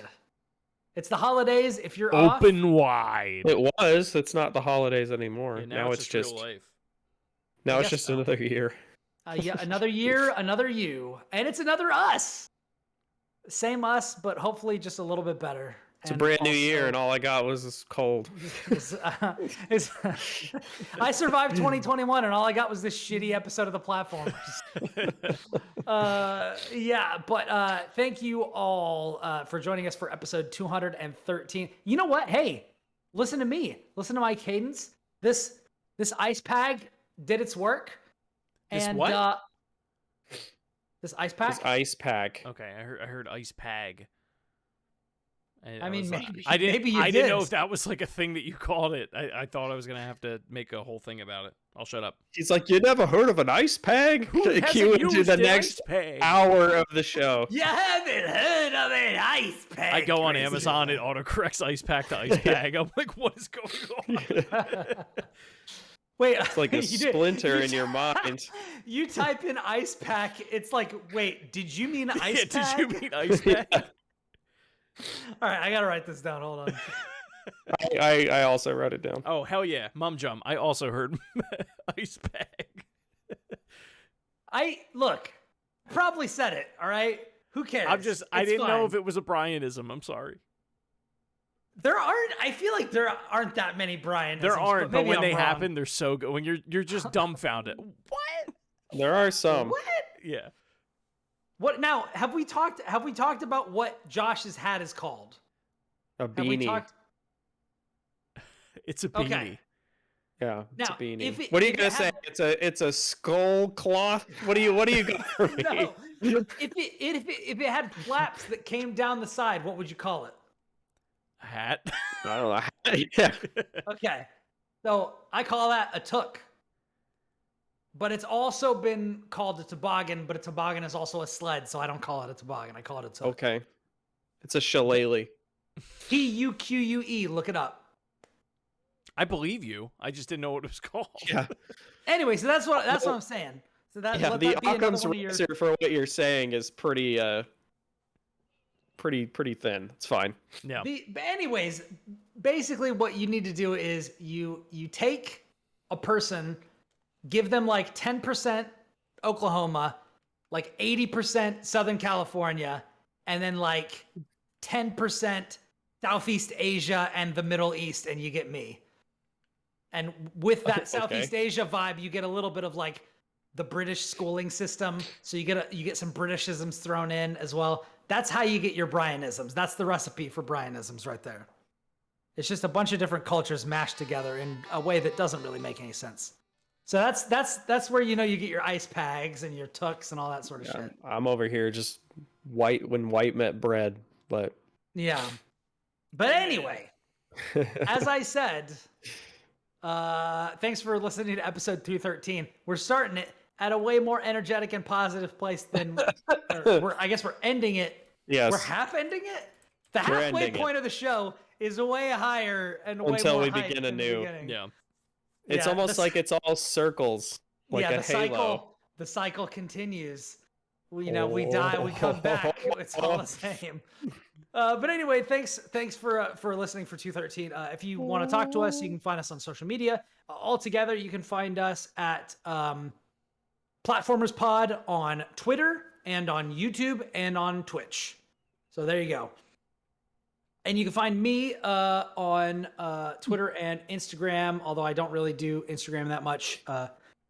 You can find me at Ribnax, RIBNAX. I'm also that on all the gaming things, but make sure that if you're trying to add me, I've had a lot of people add me as friends in the past few months to a year or whatever. Like, if you're trying to add me on gaming platforms, tell me who you are and what you know me from.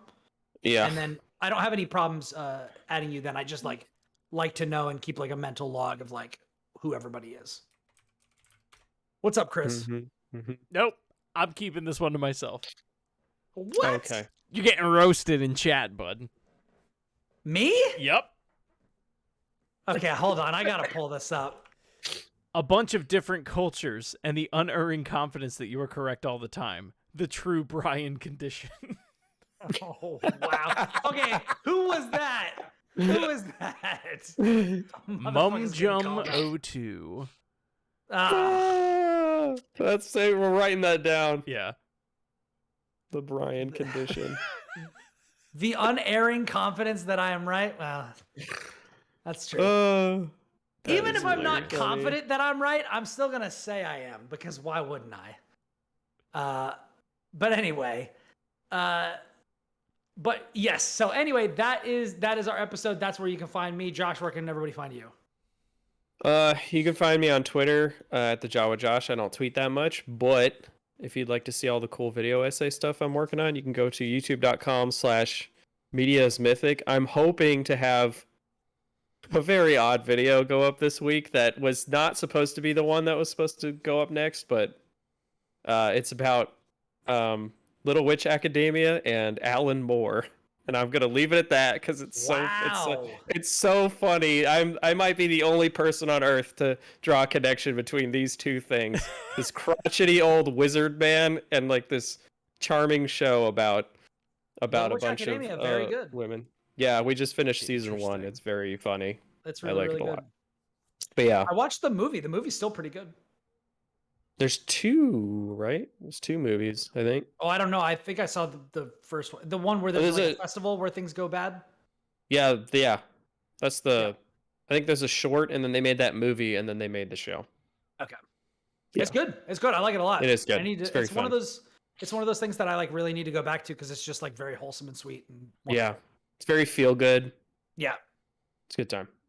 So, Chris, where can people find you? You can find me at Shrives93. For some reason, my most recent tweets have been getting upwards of 1,000 likes, and I don't know why, and it's freaking me out. Because people like you, and you're not a crotchety old fuck like me. I don't even have that many followers. Doesn't make any goddamn sense. I had an amount. I don't really know. I don't check Twitter that often. I didn't check it until the other day. I was like, I wonder how many I have, because I keep getting like porn bots following me. Also, it's probably like 90% of my followers. Random thing. Some weird Netflix account follow me, which is weird. Random thing, but shout out to friend of the show, Smoke, who pointed out that my pinned tweet was no longer actually my YouTube channel. So because I changed the name. Also, yeah, I was actually, every time you say that, I almost want to say you almost go to Brain Tap. Yeah, hasn't been that for a hot minute. So. Shout out to Smoke for pointing out the obvious that I totally forgot. IGN liked the tweet. That's why so many people saw it. Hey, when a Twitter account that has over 6 million followers or something like that likes something, people see it. Yeah, people see it. Yeah, weird. I forgot that's how algorithms work. Yeah, people do see it. Good job, Smoke. I'm just gonna start liking all my own tweets now. I mean, this is the way. This is the way. This is the way to start. Yeah. They're gonna be like, Chris, Chris, the way the podcast ends. Shriver, take Twitter off your phone, or at least sign out of the IGN account. Yeah, basically. Anyways, please review the show, like it. You can watch us live on Twitch, as I said. You can see the archives later at youtube.com/platformerspod. And we just want to thank you all for listening, watching, and hanging out with us. Until next time, we hope that you stay safe out there. And now it's time to begin the Halo talk. Are you ready? Oh, yep. I beat it yesterday, so everything is very fresh. Awesome, because I 100%ed that shit a long time ago, and we're going to need to bring it all back. So first, let's do it what we always do with all of our spoiler casts, and let's do spoiler-free impressions, like kind of discussion, like what do we think? Do we recommend this? For me, that's going to be an unequivocal yes. I think this game is fun as shit. If you like Halo, yeah. It is definitely on my spoiler alert for what I think and what's going to be going on into the GOTY discussion. Halo Infinite is on my GOTY shortlist. It is one of 3 or 4 games that is probably going to get my personal game of the year. At least the critical game of the year. This is actually something I was talking to Chris about that I don't think you were here for that episode, Josh, but I floated the idea of us each awarding 2 different awards for each of us for Game of the Year. The Critics Award and then the Heart Award. The Critics Award being the thing that you would probably give the highest score to as a critic. The thing with which there are the fewest amount of flaws and the most amount of laudable things. And then the Heart Award, which is you may have missed and stumbled, but you took some really big swings that I respect. Or just the thing that I love. love the most, I guess. Yeah. Yeah, even if it's like flawed or whatever. And I definitely, so Halo Infinite is definitely like up there as one of those. The thing that I was kind of like using to compare those is like Forza Horizon 5 versus like Inscription. Like I literally almost quit Inscription like 3 times, but the things it does, nobody else is doing. Whereas like Halo Infinite, like I like pretty much, or Forza Horizon 5, like there's not really any problems with, whatever. But anyway, that's a discussion for another time. I just wanted to kind of like stick that bug in your ear. Like Khan from Star Trek. Halo Infinite. Josh, what'd you think of it? It's pretty good. That's it? That's pretty much how I felt about it. I actually think it's much more fascinating near the end, and we'll get into all that. Yes. There's okay, let me break this down a little bit. I feel have one the question same after the ending that I haven't seen anyone ask in any of the what does the ending mean? Like there's one thing that we're gonna get into it. I hate those so much. The whole like trend of like what this thing meant. It's like, dude, just we'll see. Did you ever think of that? Most of those videos are just like recounting what happened and not actually like asking questions. But anyway, I feel the same way about Halo Infinite that I feel about The Matrix 4.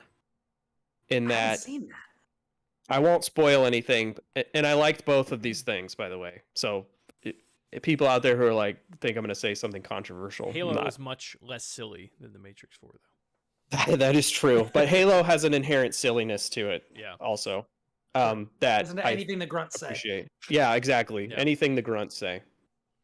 In that they are taking something that is very familiar and doing something not radically different, but different enough that as to create this like weird meta commentary on itself. And much more so, The Matrix pulls this off much more so, and I understand why people don't like it, but I love it for that reason. But like after finishing that movie, I came away with this sense of like a little bit of like confused as to how I felt about it, but then as the days went on and thought about it a lot more, I was like, I actually think I really liked it, even though it's a little bit of a mess. Like I like what it's trying to say. This the beginning opening hours, I was like, hell yes, like say the line, and then Chief's like, I need a weapon. You're like, fuck yeah, Yeah. But then everything in the only middle, got one bullet. It'll be enough. Yeah, it's enough. Yeah.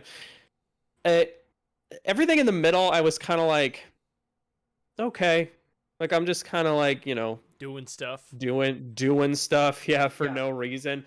There were a lot of missions where I felt like they were sort of trying to pad me, where you'd be like, we got to get battery cells. And I'm like, just kind of roll my eyes a little bit. Like, I believe the term that you were looking for is power seeds. Power seeds or whatever. You better believe we were making so many jokes about that in our house. Power seeds? Ew. Yeah. Just like stuff like multiplayer. This guy's stealing my seed. The one mission, the one mission. They came in the night and robbed me of my seed. Oh my god! It's like some alien abduction podcast all of a sudden. The one mission I legit think I did not like was the one where they're like, we have to go to these 3 different towers. Oh, the anti-aircraft guns or whatever. Incredibly spread out. Nope. Oh. It follows the same thing, right? It's but these ones, they're like way spread out, and you talking about the beacons? Yeah. Yeah. And then you have to get to all of them, and then you have to clear all the enemies out and then go inside. That mission legit is probably the reason it took me so long to finish the game, just because every time I turned it on, I was like, ugh. I gotta walk all the way over here. I gotta walk all the way over here, and if I found a Banshee, it was like Christmas, but most of the time it was like, I gotta walk all the way over here, and then I had it bug out on me one time where I literally cleared all the enemies, and it said I hadn't. And I was just walking around for like 20 minutes in this like radius around the thing, like, where the fuck? I'm like, there's one grunt somewhere, I know it. Couldn't find him, and it drove me nuts. So I just like rebooted the game. I got to that point one time when there was like a little base that I was trying to get, and it turned out that there was an elite that was stuck inside of a wall. Oh like wow! he was like really? he was like inside of a little Yeah. hill. Like I he was figured 'cause I something saw, like that I saw like him had be like, happened. You know what and, I like, just noticed his hands that were sticking that out. happens a lot is if they get hit with like some kind of splash damage, like a grenade or like something blows up near them and they kind of fly. Or like get knocked through. Right, yeah. they get knocked around, but they don't die. Like when they get back up, if they're near a wall, like that, I've had like 5 or 6 instances. It's like where that weird happened. collision. Yeah. Yeah. I also So- fell through the world at one point. Oh, really? Yeah. I didn't. That was maybe the one thing I had that was an issue. I grappled through a hill and then fell through the world. Yeah. So, but then again, then you get to the point where the game funnels back in on itself, and you have like a good 2 to 3 hours of just straight like Halo, like mainline. I'm playing a Halo in a game, tunnel. right? I guess structural And- spoilers. But like I the mean, we're in the beginning of it- spoiler thing. You could say whatever you want, right? So, Oh, I or don't. are we in non-spoiler? We're in non-spoilers right now. Okay. But like it starts, the first couple of missions are like just linear Halo, and then in the middle of the game, it kind of balloons out and gives you a lot of freedom to play in the open world. And then towards the end of the game, it like brings it back down, and like it's way more Funnel linear. back into like a story experience. Yeah. And there's really only like 3. Like the game is is split up into missions, but it's also split up into like arcs, I guess. And there's like kind of. Yeah. there's only like 3 short arcs that are open world, and the rest of the game is linear. But those areas are like pretty big. So, but we'll Yeah. get into. I'll just say I think that the open world is fun in the same way that like this did kind of the same thing, and I've heard other people say this, but this did kind of the same thing that Arkham City did for me with the Batman games, which is this gave me instead of being like way more scripted and stuff, this kind of gave me the feeling of I'm not trapped on this ring with you, you're trapped on this ring with me. I'm Master Chief. I'm wrecking shit and just wandering from place to place. And God help you if you get in my way. Like, I definitely got it was way more, and I think that the grappling hook, the grapple shot, like leans into that a bit, but I feel like this embraces the Master Chief power fantasy better than any of these games has done. Sure. Would You feel a lot more like there's a lot more movement based stuff in it. Would That you makes say such that a huge difference. it made you feel like you were the Master Chief? I would say that. I would say that. I did say feel that, like and you're I will Batman. say that again. No, I mean it, and that's kind of the thing that's been echoed throughout Twitter over the last like month is that the moment to moment gameplay in this game is like top notch, like second to none, super fun.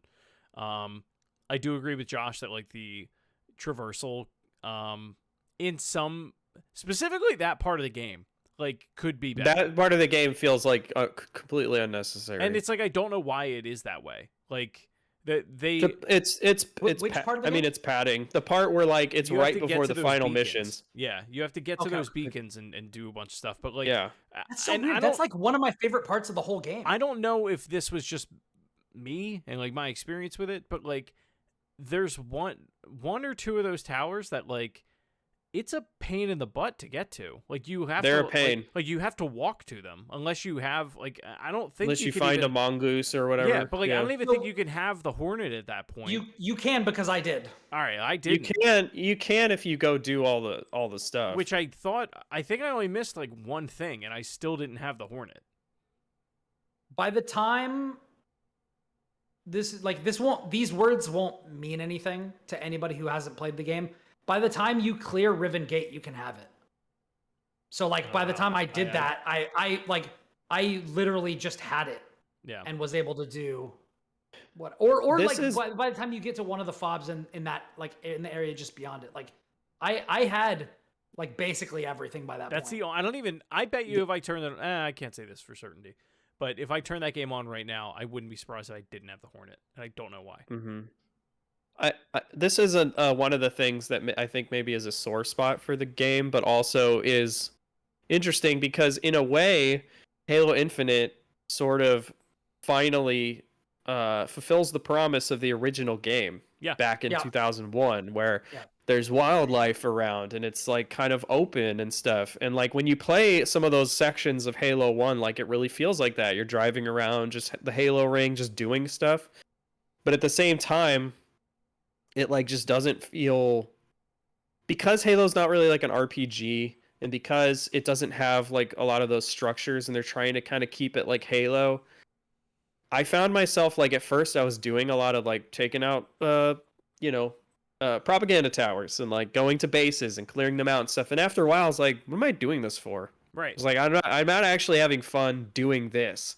What I want to be doing is like Halo stuff, like just playing Halo and shooting aliens and talking about Forerunners and stuff, right? So I ended up just like mainlining the like what I'll call just the main quest, right?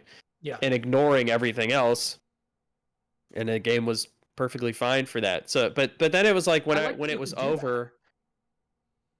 Yeah, I like that you could do that too, but I just felt like there was a little bit of a disconnect between like what the game was and what it kind of wanted to be. It's like it wanted to be something, but then it almost felt like it didn't quite want to like step outside of its own roots, right? For better or for worse. I think it's so it kept both feet. It kept both feet, one in each like pond, and didn't quite like just make the jump to something new or try to just go back to what people love about the first one.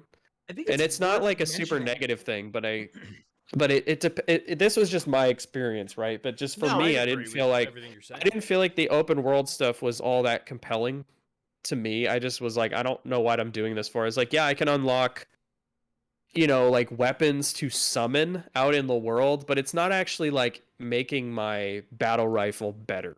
Like I know that you can get those cool versions right out in the whatever, and I liked that on missions they had those crates where it's like hard light ammo or like kinetic ammo, and you could refill some of the guns that you really like. That was cool, and it helped with the flow because then you didn't get into this spot where you're like, I'm out of all the ammo I like and now I'm just stuck. But I'm using a plasma pistol.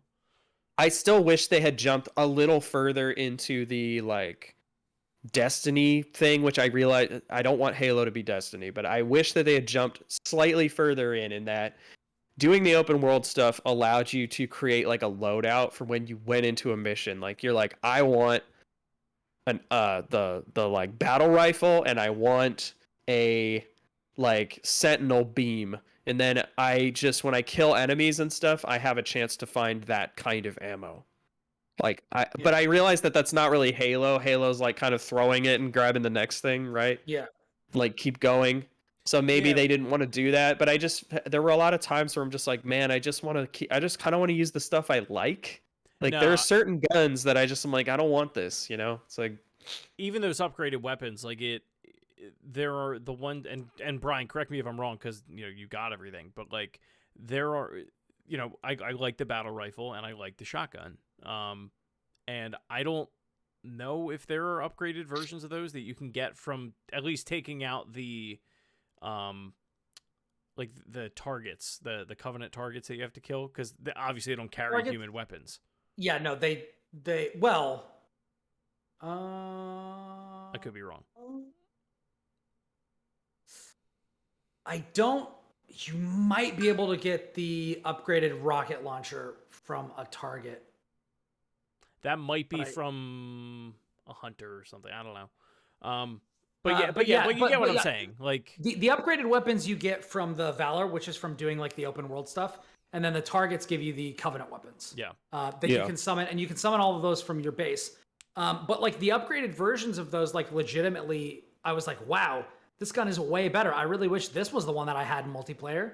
Because I don't like the base shotgun at all. Let me ask you this. I don't either. I don't think it's good. And the upgraded the yellow shotgun that you get from Valor is fucking awesome. Let me ask you this. Because there's a very good chance I missed an entire chunk of the game. Okay. If I wanted a human weapon, like the upgraded version of one, what do I have to, assume that I did all of the side missions. What do I have to do to access that weapon? At any of your fobs, you go to the little crates with the holographic guns, right? And you access those, and then you cycle through the list and just pick whichever one you want. Are they colored in any different way? Yeah, the variants are orange as opposed to green. Yeah, I never engaged with any of that stuff. I don't think I saw any. I think what I did was when I went in, and I'm gonna turn it on now just to check. You can also go into your database, I think, tab, and then you can cycle through and see what all you've unlocked. I'm pretty sure every time I went into that, the first weapon was like the upgraded plasma pistol, and I was like, oh, it's just the covenant stuff that I picked up, and I just like moved on. I'm pretty sure I like missed every single one of those human weapons. Yeah, which is unfortunate.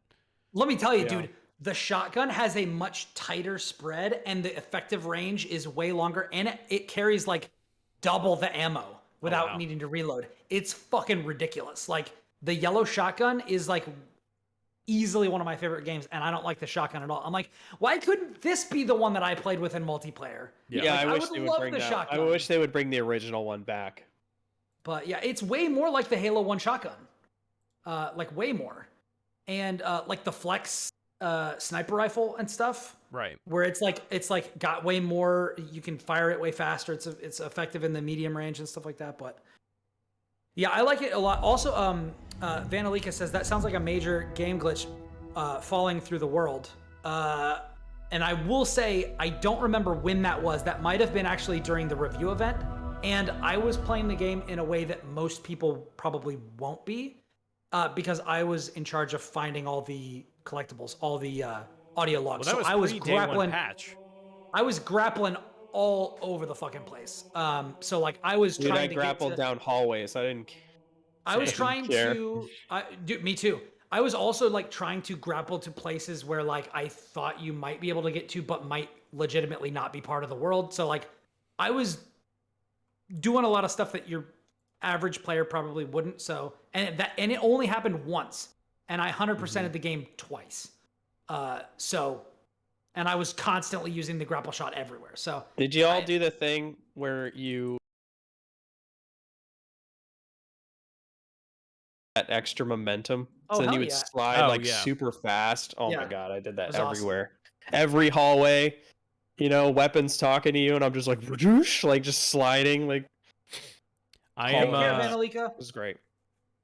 Have a good night. I am going to pull up the gameplay of Halo while we're talking. I'm just booting up the game.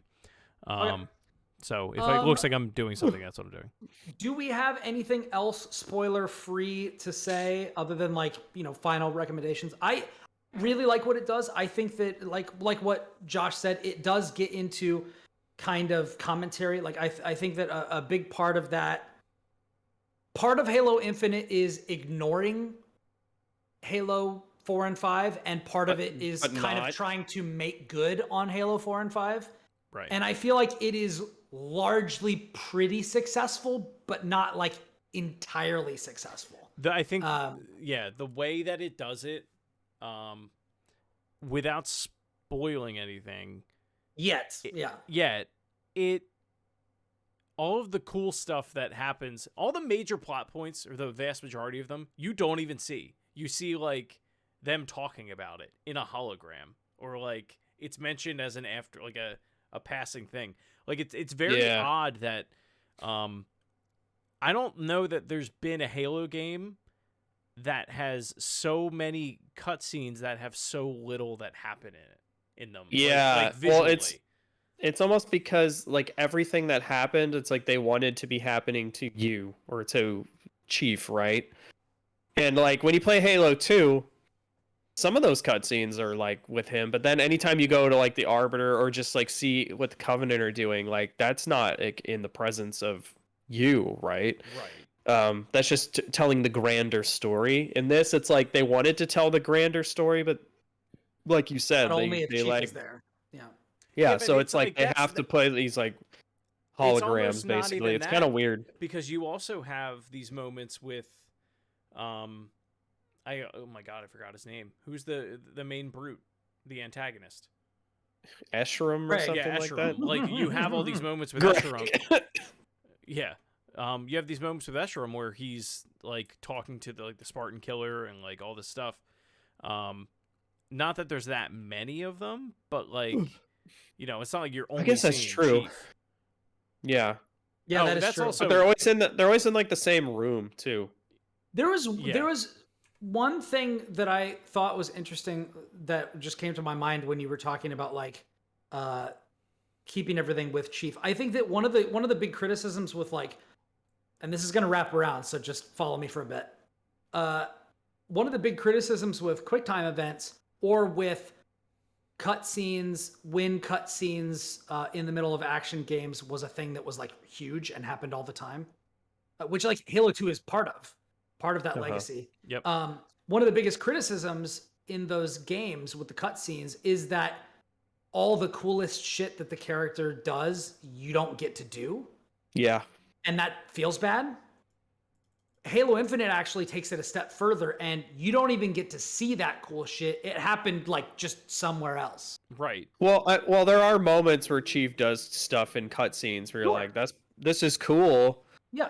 And I never had a moment where I was like, I wish I was doing this, because you're doing, or the things he's doing are like kind of complicated, right? Like, well, and you also get time. Like there are times when there are way more times in the game where you get to be the one doing that. Like, you know, if I'm flying in a Banshee, I jump out of the Banshee and grapple over to another Banshee, kick the dude out, fly down, slam into somebody, jump out, grapple a power coil, throw it at somebody else, blow them up, throw a grenade. Like, you're doing cutscene worthy shit all the time in that game. Yeah. Like if you're like really getting into it and embracing the movement options and stuff. So I feel like that's it. It's less of a problem because there isn't a huge disconnect between your moment to moment gameplay and what a cutscene would be. To me, this bridges to a larger issue that I personally have had with Halo for maybe the better part of a decade. And I'm speaking as someone. Games. Yeah. Yes. Yeah. Okay. So, like, and I've been a fan since like 2/3 of my life, right? I'm a big fan of this. If I was gonna put my like favorite franchises in a tier, like tier 0 being the top, and there's not much up there, like Halo's like tier 1, like it's up there, right? I have just felt like the world of Halo is so vast and epic, and there's this like these like grand space opera things that could be happening, but there's also these like, as seen in things like ODST, there's tiny stories that we can tell that are like so interesting. And for the last decade, it's just felt like, why the fuck are we still talking about Master Chief? Like, why are we still? And I love him to death. I love Cortana, but like I'm over it. Like there's so much, like it's such a big universe that we could be doing so many cool things, and we're always talking about the same thing. And I know what you're gonna bring up. Yep. And I get it, because even as someone who But let's like, make it explicit if somebody's not tracking. Loves this. Star Wars is like tier 0 for me. All right, like it's the Star Wars. I love the Skywalker stuff. Yeah.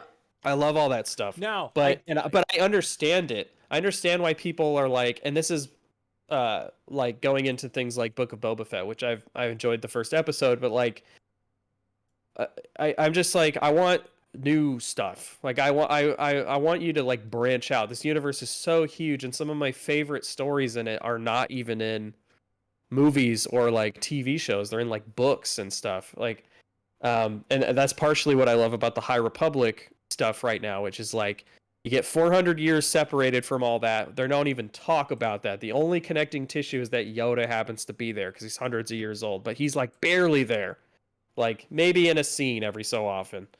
And it feels fresh and new, but it also feels like very familiar, and that's what I like about it. And I'm glad that like we're getting the Quantic Dream game that's in the era, which I'm not a big Quantic Dream fan, but I'm happy that other people are going to actually get to experience like this era that feels like really cool and fresh and stuff. I want that for Halo. Like I want like cool Covenant stories. I want like weird political stories, or like a noir story, or like just a war story about a small platoon like trying to, go up against whatever, right? Or I want all this stuff, but like I feel like they just feel trapped by And this character. I feel like it's for the wrong reason. Like, I think they are under the impression, they being Microsoft and 343, that people are mad at Halo 5 because Master Chief wasn't the protagonist. Because you played as Locke. Yeah. Right. When that's not the problem. Yeah. And yet Halo Reach is like probably my favorite one. I think it's a lot of people's favorite. It's like toe to toe like with 2. Right. And they my literally favorite one, mention but, Master like, Chief, and that's it. Like, he is not in that game. Yeah. Yeah, and like a lot of people would probably say Reach is probably their favorite one. And I think that's the one that placed highest doesn't on my have Chief in it favorite at all. games of all time. That was in my top 20. I can't remember if 2 outranked it, but I would say 2 and Reach are very close for my favorite of all the games. And like only one of those has Master Chief in them. Yeah. You know. Like I feel like we've gotten to this point in this franchise where like we can start to go other places, which is partially what I love so much about like Halo Wars is you got just a completely different story. Like they're not like the craziest, they're not the best stories ever, you know. They're like pretty RTS fair stories, like stop the bad guys, control your armies, do the thing, right?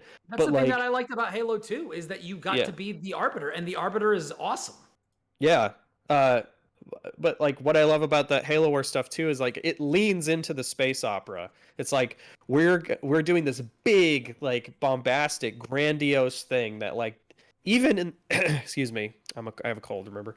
Even in like even in the like Master Chief trilogy as we'll call it, even that sometimes doesn't get to like that level of that space opera. We stay pretty like, other than like the Siege of Earth, right? Like in 2. Yeah. It stays pretty like when they blow condensed like and attacking New Mombasa and stuff, yeah. Yeah. Like the initial invasion and all that. Like it stays pretty like boots on the ground and like fair. Halo Wars I feel like had a very like grand like we're doing like Siege of Normandy, like we're doing this big huge thing, and like yes, it's not the most unique story you've ever heard, but at least it's like something different. And like yeah. And then there's the people that love ODST, and I love ODST also, even though it has a couple of flaws, but like it feels biggest flaw being that it's not a very good game. That's not true. But I think like I'm one of those people. It's smaller. It's more intimate. It's smaller. You know, it's like, intimate. It's more focused. It has a vibe that's completely different than all of the other Halo games. Completely different. Like it.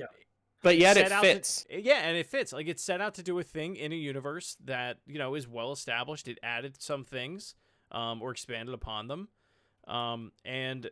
Like I think it's a perfectly like serviceable game. Like I enjoy it. Yeah. But there's not enough of that in Halo, and what's a shame is, I don't know. I don't think there ever will be. Especially like you look at Infinite. Wow, the frame rates I'm getting are really bad. You look at Infinite, and it is literally like they've said it time and time again, like this is going to be like the Halo that you play on this generation of Xbox, and that's fine. Yeah, that is the next 10 years of Halo. Multiplayer, it's great. I love the multiplayer. But I got my cat ears. I'm fine. Right, I'm having a good time. I'm doing my thing. But campaign wise, I hope we're in spoiler territory, right? Nope. No. Oh my god. Not quite. All right. Almost. We need to get into it. Right? We should be, but I basically just wanted to say, like, I really like it. I think it's great. I think that I don't want to sound like I'm super negative on it because I did enjoy it overall, but I still have those frustrations. It leaves some things to be desired as far as like specific like some of the new characters they introduced. I don't really care about, despite the fact that like they clearly want me to care about them. And like certain story beats, I think it was one of those things where it was like, yo, this is consistently very good with a few like nitpick points. It's not like a transcendent experience, but I would say compared to, I was somebody for whom Halo 4 did a lot more than I think it did for most people. I really liked the gameplay. They didn't really tweak it that much. I liked the I found fighting those enemies annoying, but I liked the story a lot. And then Halo 5, it had so much potential. The what is it? The Fight for the Truth or whatever it was, like the ad campaign they did leading up to it. I was like, man, this is gonna be the best. And then like I think gameplay wise, Halo 5 is awesome, but the story was totally just a mess. Like it so many missed opportunities and so many unforced errors in Halo 5 that it was just an absolute mess. Whereas like the gameplay, I really liked it, even though it was an evolution and very different. And I think Halo Infinite does a really great job of fusing more modern gameplay with like the classic sensibility of like how Halo 1 feels. It feels like it's like they went back and instead of following the track of where it evolved, of where Halo evolved from Halo 4, they're like, okay, we're going to cut off this branch. We're going to go back. We're going to graft onto Halo 1 and we're going to see where it grows if we try to evolve it from there. And I think that that is much to its credit. I think that it feels modern and also classic in a lot of ways. Yeah. They've nailed that feeling of it, but it's it's everything around that. That not that it's bad, it's just like it's good, but there's still room for improvement. Narratively, I wanted more is the easiest way to put it. And one of the things I wanted to say before we got into spoilers, and one of the things that addressing what Josh said earlier about like feeling like it just kind of didn't really know what it wanted to be or things like that. This game was supposed to be like 3 or 4 times bigger than this, and then they've said it. Like this was they just cut way back and narrowed the scope immensely to what we see now, which I imagine is just going to be what it eventually expands up to. Maybe not. Maybe.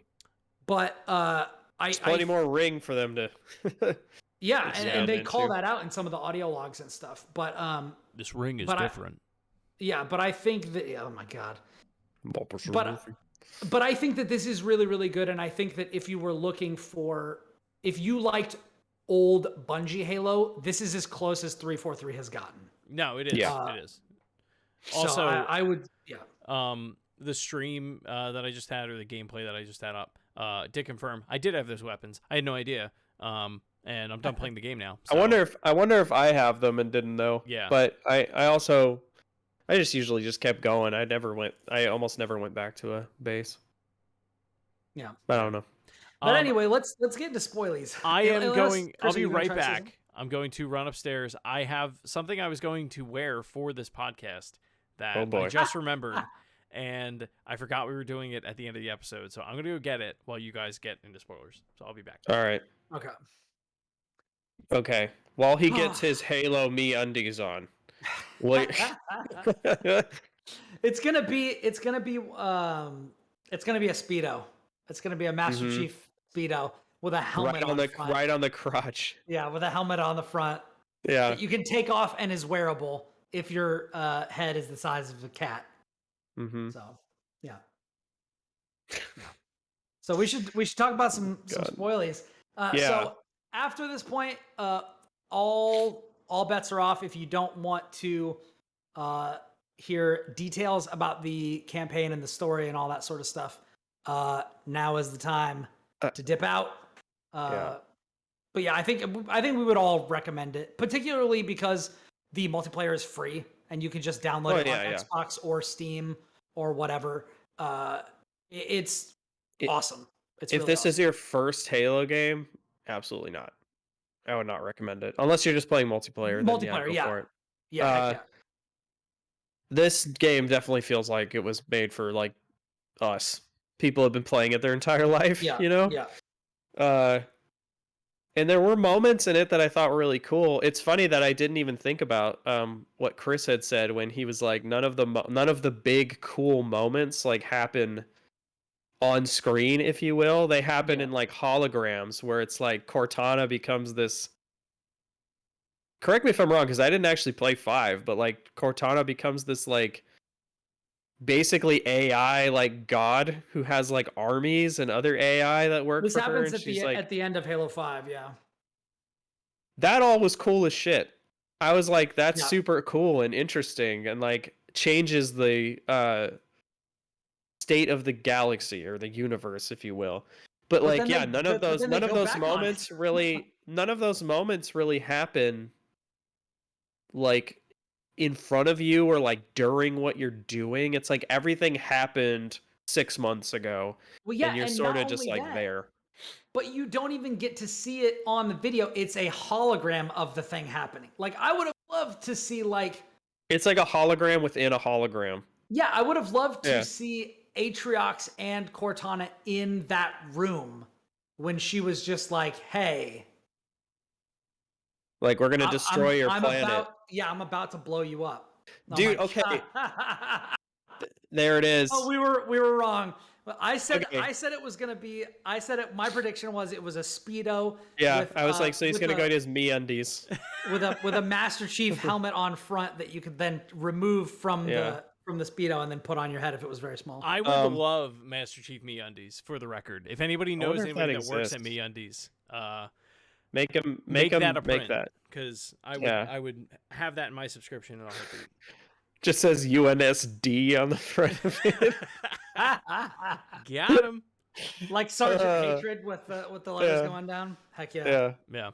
But no, I saw this shirt on Etsy and I laughed out loud for like a full 5 minutes because I listen to the soundtrack all the time. And as soon as I saw it, I just like cracked up. You really bought a t-shirt of the worst Halo game. It's crazy. Oh my god. Oh man. Everyone knows it's 4. Just kidding. But Chris, we were talking about how you had brought up that the biggest moments don't seem to happen like to you or in front of you. They happened like 6 months ago in holograms. Hindsight, yeah. And I was saying that like all of the stuff with Cortana becoming like this like AI god that has armies like sweeping the universe, like blowing up planets, like that is all like the coolest shit in the game. Like that was and it's them like the first it's them the talking first 2 about hours. it. It's them talking about it or showing it later. Yeah, I was like, sweet, are we about to get like this like really crazy like action like blur cinematic or something? Even the moment, like even the moment where she's talking to the one AI construct and she's like, how many people are aboard? And he's like, 75 or whatever. Spartans, yeah. Yeah. And she's like, all right, thank you for your sacrifice. And with that, like it blows up. Like that would have been such a cool cutscene. Like I would have loved to have seen that.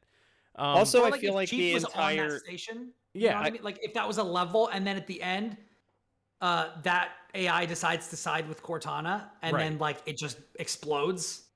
Well, I feel like all of these moments, and also the whole like pull between like Chief trying to like learn to trust Weapon, who's a copy of Cortana, and like to say who's a cop. Who's a cop? I mean, the Weapon who's a cop. Yeah. I feel like the emotional weight of him trying to like have to kill his former friend while he's like also like dealing with. I feel like it would have made it a little, I don't know, better or like more grand, I guess. If you were trying to go for grand, which they actually talk about. Like Weapon actually says that when you go to the silent auditorium at the end of the game, he's like, are you okay like being here? And he's like, not really. And then they comment on the fact that like it was Atriox that killed her and not you. When she's like, it should have been you there together at the end. And me, the player, is like, yeah, it kind of should have been. Yeah. It could have been. You shouldn't have just started up this game and then wonder if she's gonna show up and then she was dead the whole time. It's like, what?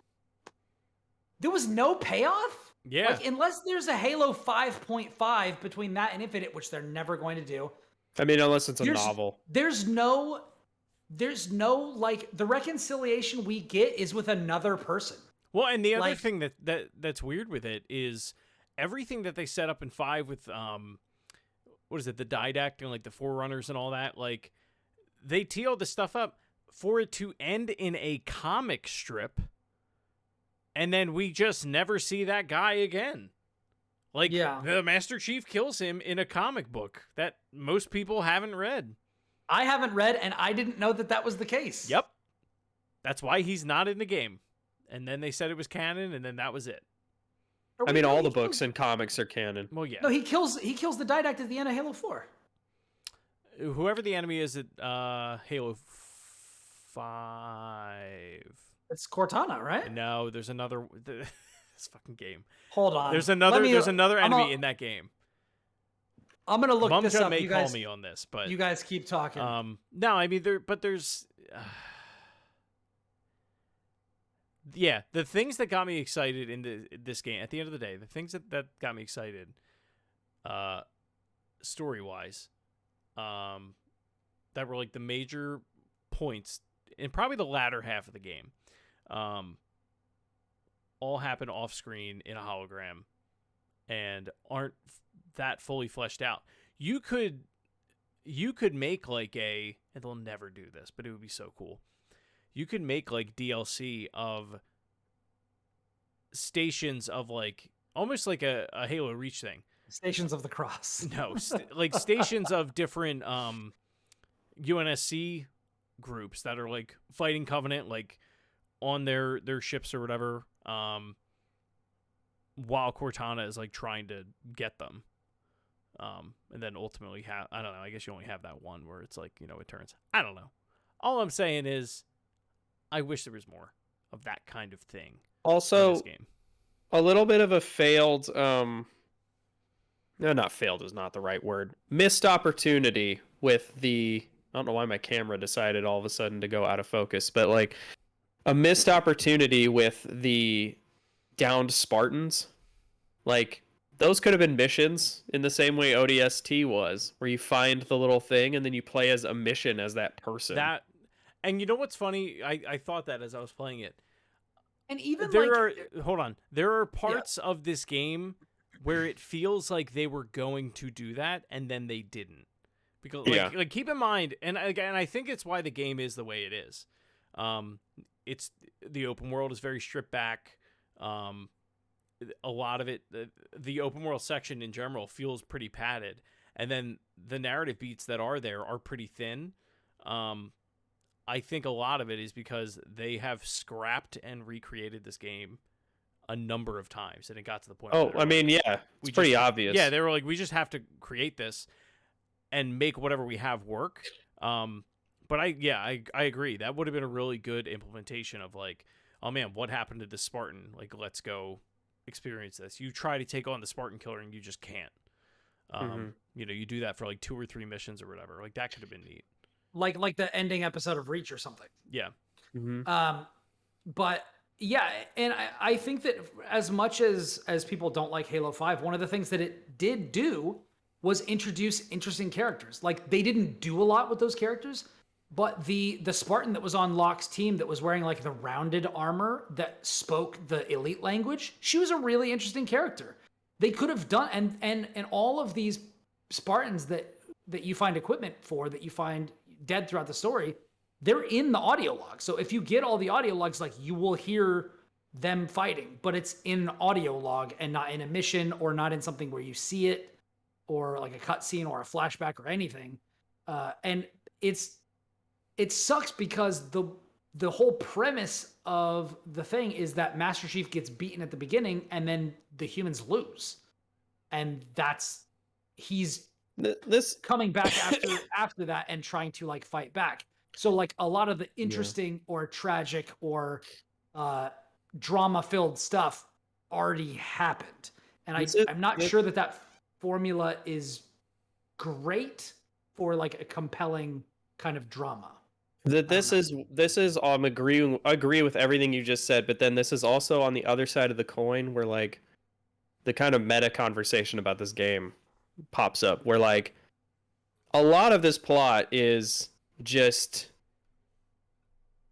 I feel like, a development studio having a conversation with itself about a gigantic franchise.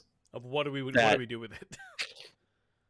Not even that, just like what is it now? Yeah. Like, what's its purpose? Like, how do people feel about it? Like, you can look at Weapon later. We're in spoilers right now. Yeah. Later Cortana, obviously. Cortana. We're all presuming that the name she chooses for herself at the end. Pretty she better, man. I fucking cried at the end of it. I was like, let's go, Halo's back, I'm not gonna lie. Like, I wish she had just chosen a name, like not Sarah. Cortana, Not that one. because she's not, right? She's her own person now. Well, I mean, Like- one of the yeah, I mean, and just to talk on it to Chris, like I welled up when they reveal who she is, and I might well up right now, but when Master Chief says you're her if we never met, and that just like fucking Oh yeah, broke me. that yeah. Because that's such a commentary on like they are a great team, but they also have kind of contributed to each other's suffering in some really powerful ways throughout the series. Right. Which, sucks. Yeah, anyway, I Sorry. found near the end, She's not real, this was Brian. my own brain. I don't know if this is intentional or not, but my own brain was drawing this connection and like seeing the dots, like, like Charlie Day on a big whiteboard, like seeing all these dots connect where I saw Weapon as almost like a metaphor for the studio itself, where or also as like a metaphor for like the For what franchise Halo Infinite post is for the Bungie, series. Yeah. because there's all these like just these little moments where like the like why don't you trust me thing, there's the part where like she almost gets deleted, it's like a trick. I feel like there was a lot of anxiety from them coming out in that moment where like, Do we just destroy everything and start over? yeah, do we just start over? Do we just get rid of it? There's some of that in there. There's Master Chief as like almost like an actual extension. He's always been an extension of the player, but like an actual extension of like the player base and of the franchise of itself. Like not really trusting like this new person that's like kind of the same, but not really, right? Like I feel like there's all this kind really of trying interesting. to do the same things, but in a little bit of a different way. Exactly. There's all these really just little interest, and then you just have the Halo ring, right? And then the whole symbol of it being like fucking broken, right? And like just that being kind of like another metaphor for like the whole thing as post 5. Oh man, if you want to carry that even further, if you want to carry that metaphor even further, the reveal that Cortana is the one that destroyed the ring, takes that even further. Yeah. Which is like, that could be a commentary about like, oh, this formula is broken because of the way that Bungie set it up. Or it could be what we wrote Cortana to be broke the cycle of what these games can be because of what happened to her in 4 and 5. I look forward to a lot of the deep like analysis of the lore and the messages in here, because I do think that there is something there, like and that's not to excuse like some of the things we brought up, because I definitely think like, man, I really would have preferred this more grandiose kind of space opera thing, right? As opposed to the open world thing that we got. But at the same time, I find what we got like kind of fascinating in a weird way. No, I agree with everything that you said. I mean, it wow, I totally blanked when I had to clear my throat. It does put it into, when you put it into that perspective, like it makes sense that it wouldn't be this, Hollywood blockbuster of a game of like, these huge bombastic moments. And I definitely had moments while I was playing it where if you are as invested into the Halo franchise as, the three of us are and a lot of other people are out there,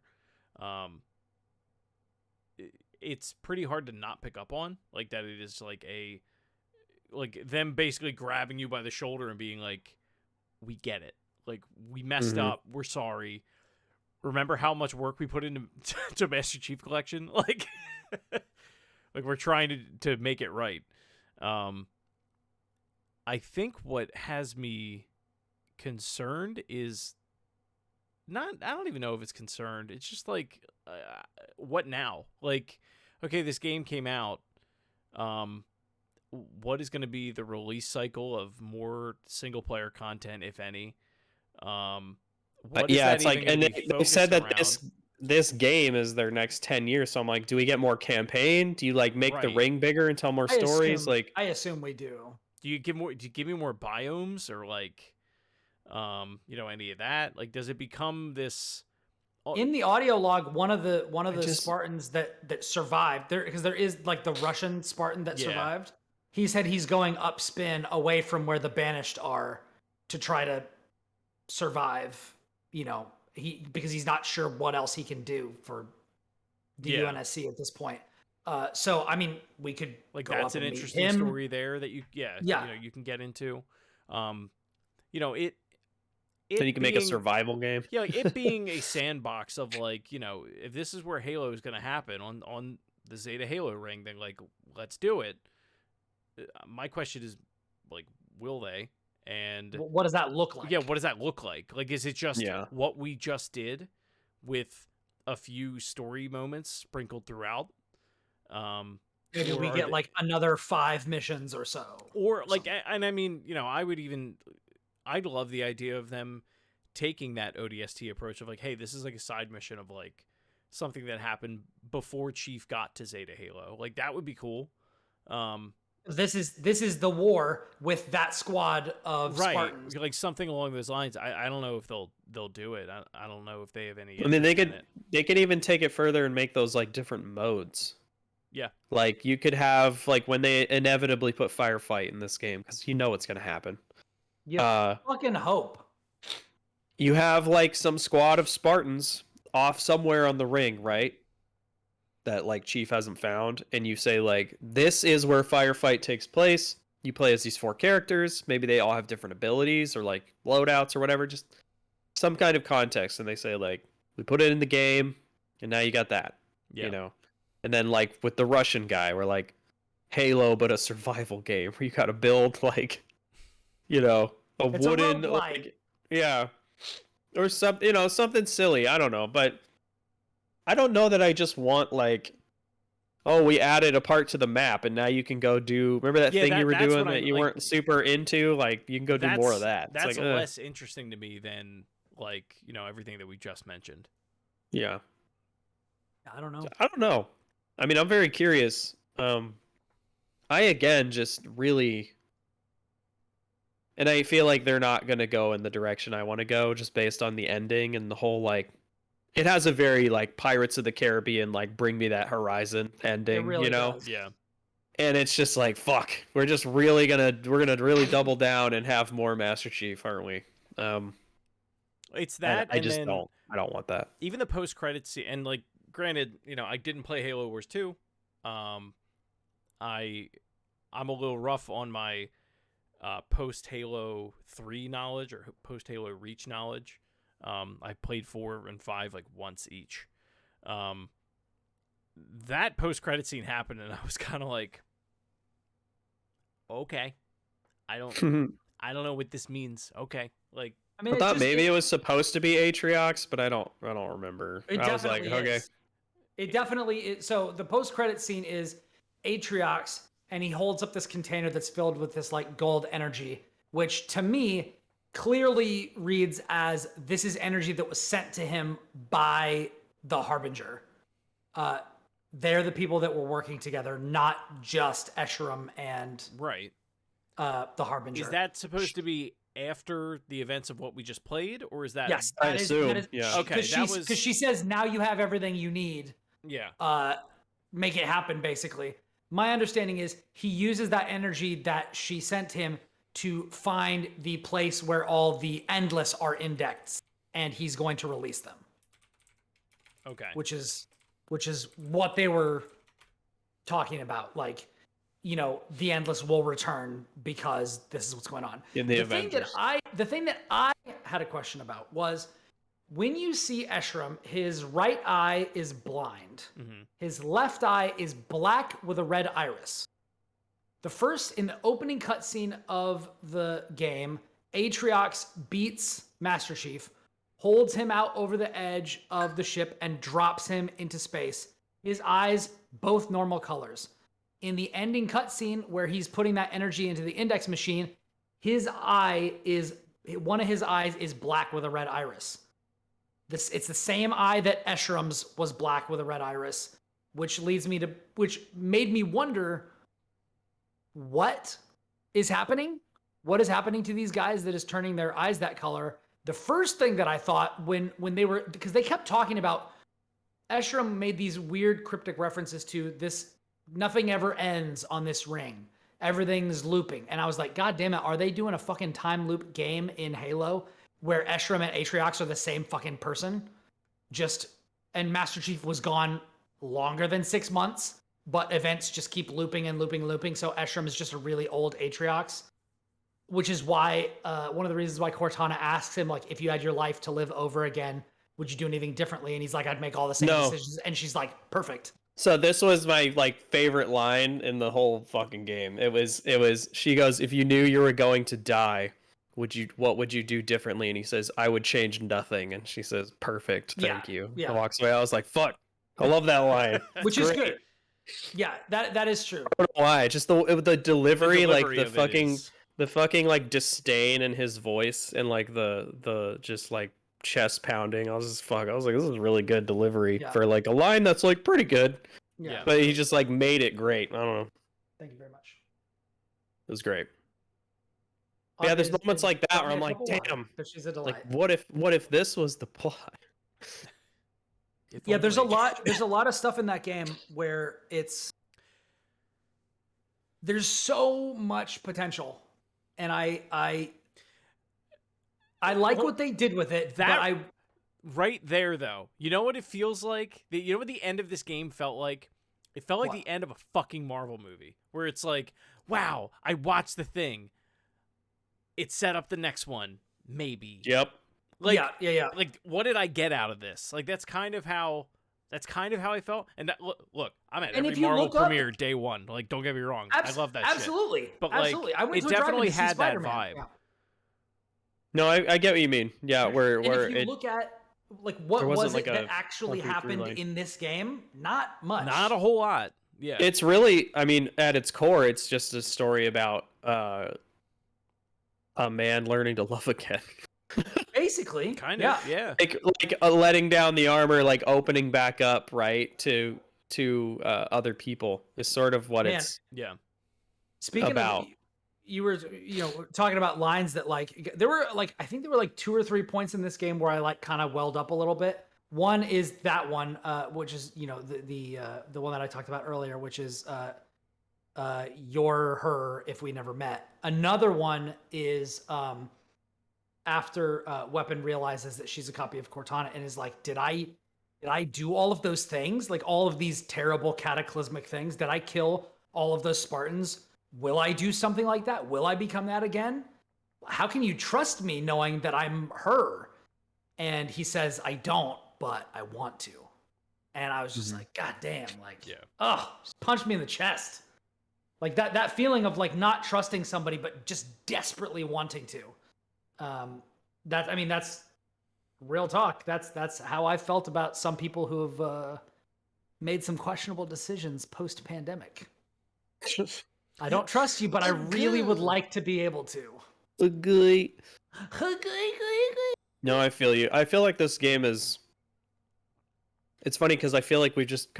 A lot of it has been us shitting on it and then occasionally being like, that part was great. Like, I did really enjoy it. I did too. And I do really like the multiplayer, but I just also feel like it hasn't done much to like... I have, you know push, what it is? Push my I want to like really, as much as I love Halo, I want to be like invested in the larger universe, and at every moment I feel like they're like pushing at least me like away. They're keeping me at arm's length where they're like, but you like this guy, right? You like this cheeseburger. And I'm like, I do, but like, I'd like a burrito or like a shawarma wrap or something like every so often, right? And they're like, no, but like this cheeseburger is pretty great. You do way more than just the cheeseburger. They're like, you can look out at this food court and see like all the other food, but like we only ever going to give you this cheeseburger. And it's like, you're Moses. You can look into the promised land, but you're not allowed to go there. Yeah, like I want to like get in bed. I want to like delve into lore and like see all these cool stories, but I just feel like they're not interested in doing those, at least in the games and seemingly in the television show. They're interested in just Master Chief, and they're like, well, if you want that stuff, you can read the comics or read the books. And it's like, okay, but yeah, there's a lot there for sure. There is a lot there. The books are very good. At least the ones that I've read are. If you've never seen it, Brian David Gilbert's recap of all of the Halo books is I have, and it's great. Yeah, just search Brian David Gilbert and just go anything. Yeah, just go. anything. He is his an absolute treasure. His Kirby video. His Skyrim book club one was also really funny. Yeah, I read every book in Skyrim, and then he gives you all the recommendations. He also did, he did all the OSHA violations in Mario levels. Yes, those are so good. Like, I'm telling you, straight gold. And to watch him slowly unravel and go mad is like fantastic. Chef's kiss. Fantastic. No, yeah, I mean, all of our lore, lapsed Halo fans ness aside, like moment to moment in the actual gameplay gunplay, like I loved it. I looked forward to it every day. But like Josh, it doesn't get much better than this as far as like pure gameplay. Yeah. If gameplay is king, this is one of the kings of gaming. Yeah, but once I was done with this game, I really didn't think about. I haven't thought about it really at all. I have, only because I knew we were going to have this conversation. But you also beat it yesterday. I mean, that's true. Like I beat it like 3 or 4 weeks ago, and I'm just like, oh right, Halo. Like I forgot that came out this year. Yeah. Well, I keep just thinking about the like. I feel like all of the interesting bits all came up in the last like 2 hours when you're like, oh, there was this whole grand war, even though you didn't see it, and then also, just all of the weird, like she metaphor. She did some heinous stuff, but you weren't there for it. Yeah, you weren't there for it. But just believe me when I say this. But trust me, she's bad business. But yeah, before we wrap up though, other line that I loved, which funny enough was also another Atriox Cortana conversation, when she's like, take one last look at whatever the world name is, and then oh yeah, I know this one. And then it blows up and she walks away and says, you made your choice, and he goes, as did you, Cortana. And I was like, yeah. Fuck yeah. Yeah, or like see this, and then you never do. Yeah, and he's also in a similar line, she's like, consider the I hope you've considered the consequences of defiance. And he says, I did. Have you? Yeah. Like, it's just like, yeah. Where's that podcast where it's just them? Them just saying shit back and forth. Saying cool lines back and forth to one another. Yeah. Cool ass one-liners to each other, trying to one-up each other. Our heat will, our fury will burn hot and consume you, and we will take what remains and remake it in our own image. It's like, God damn. I remember there being a cool ass biblical shit. I remember there being a cool ass line in the third game that was like, something about like when we're done, your planet's surface will be glass or something like that. Yeah.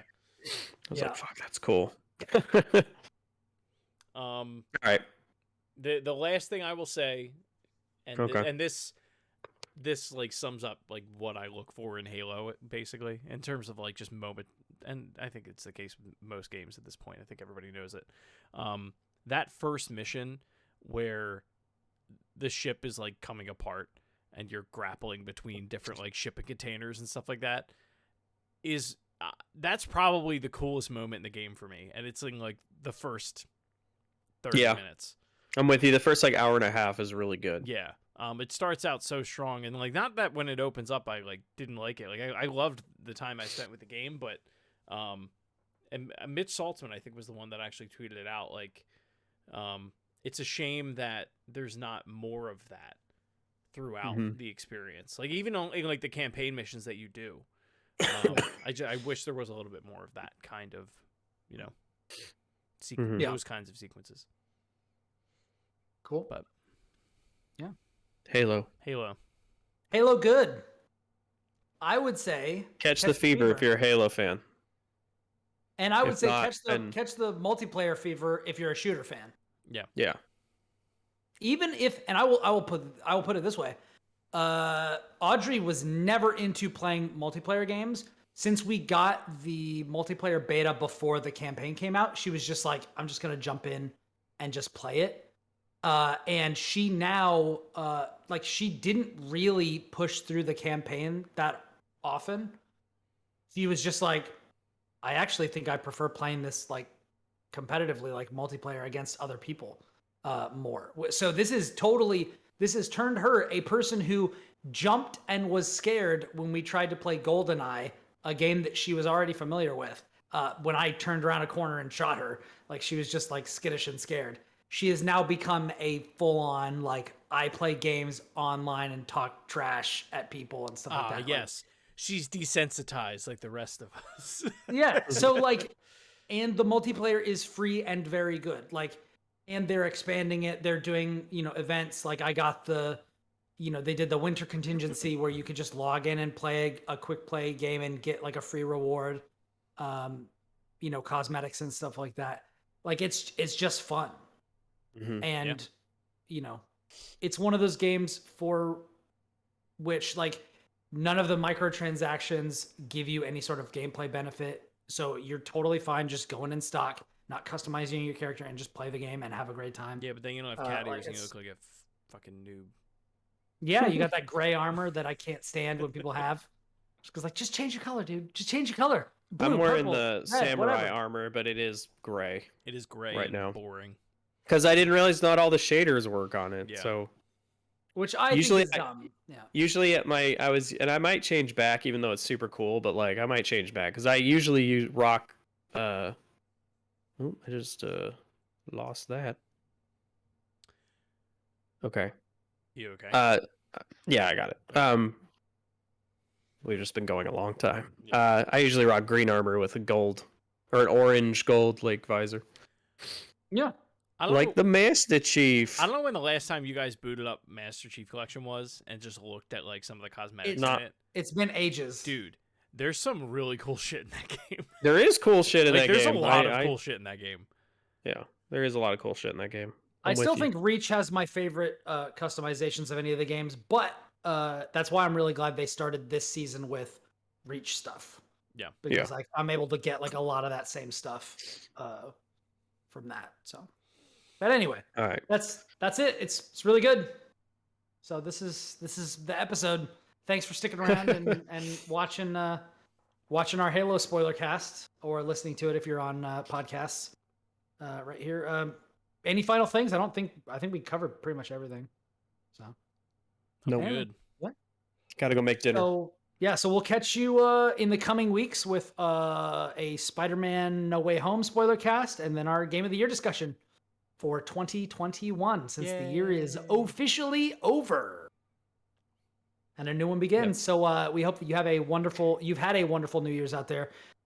We love you all. Thanks for tuning in and we'll catch you next time. Bye.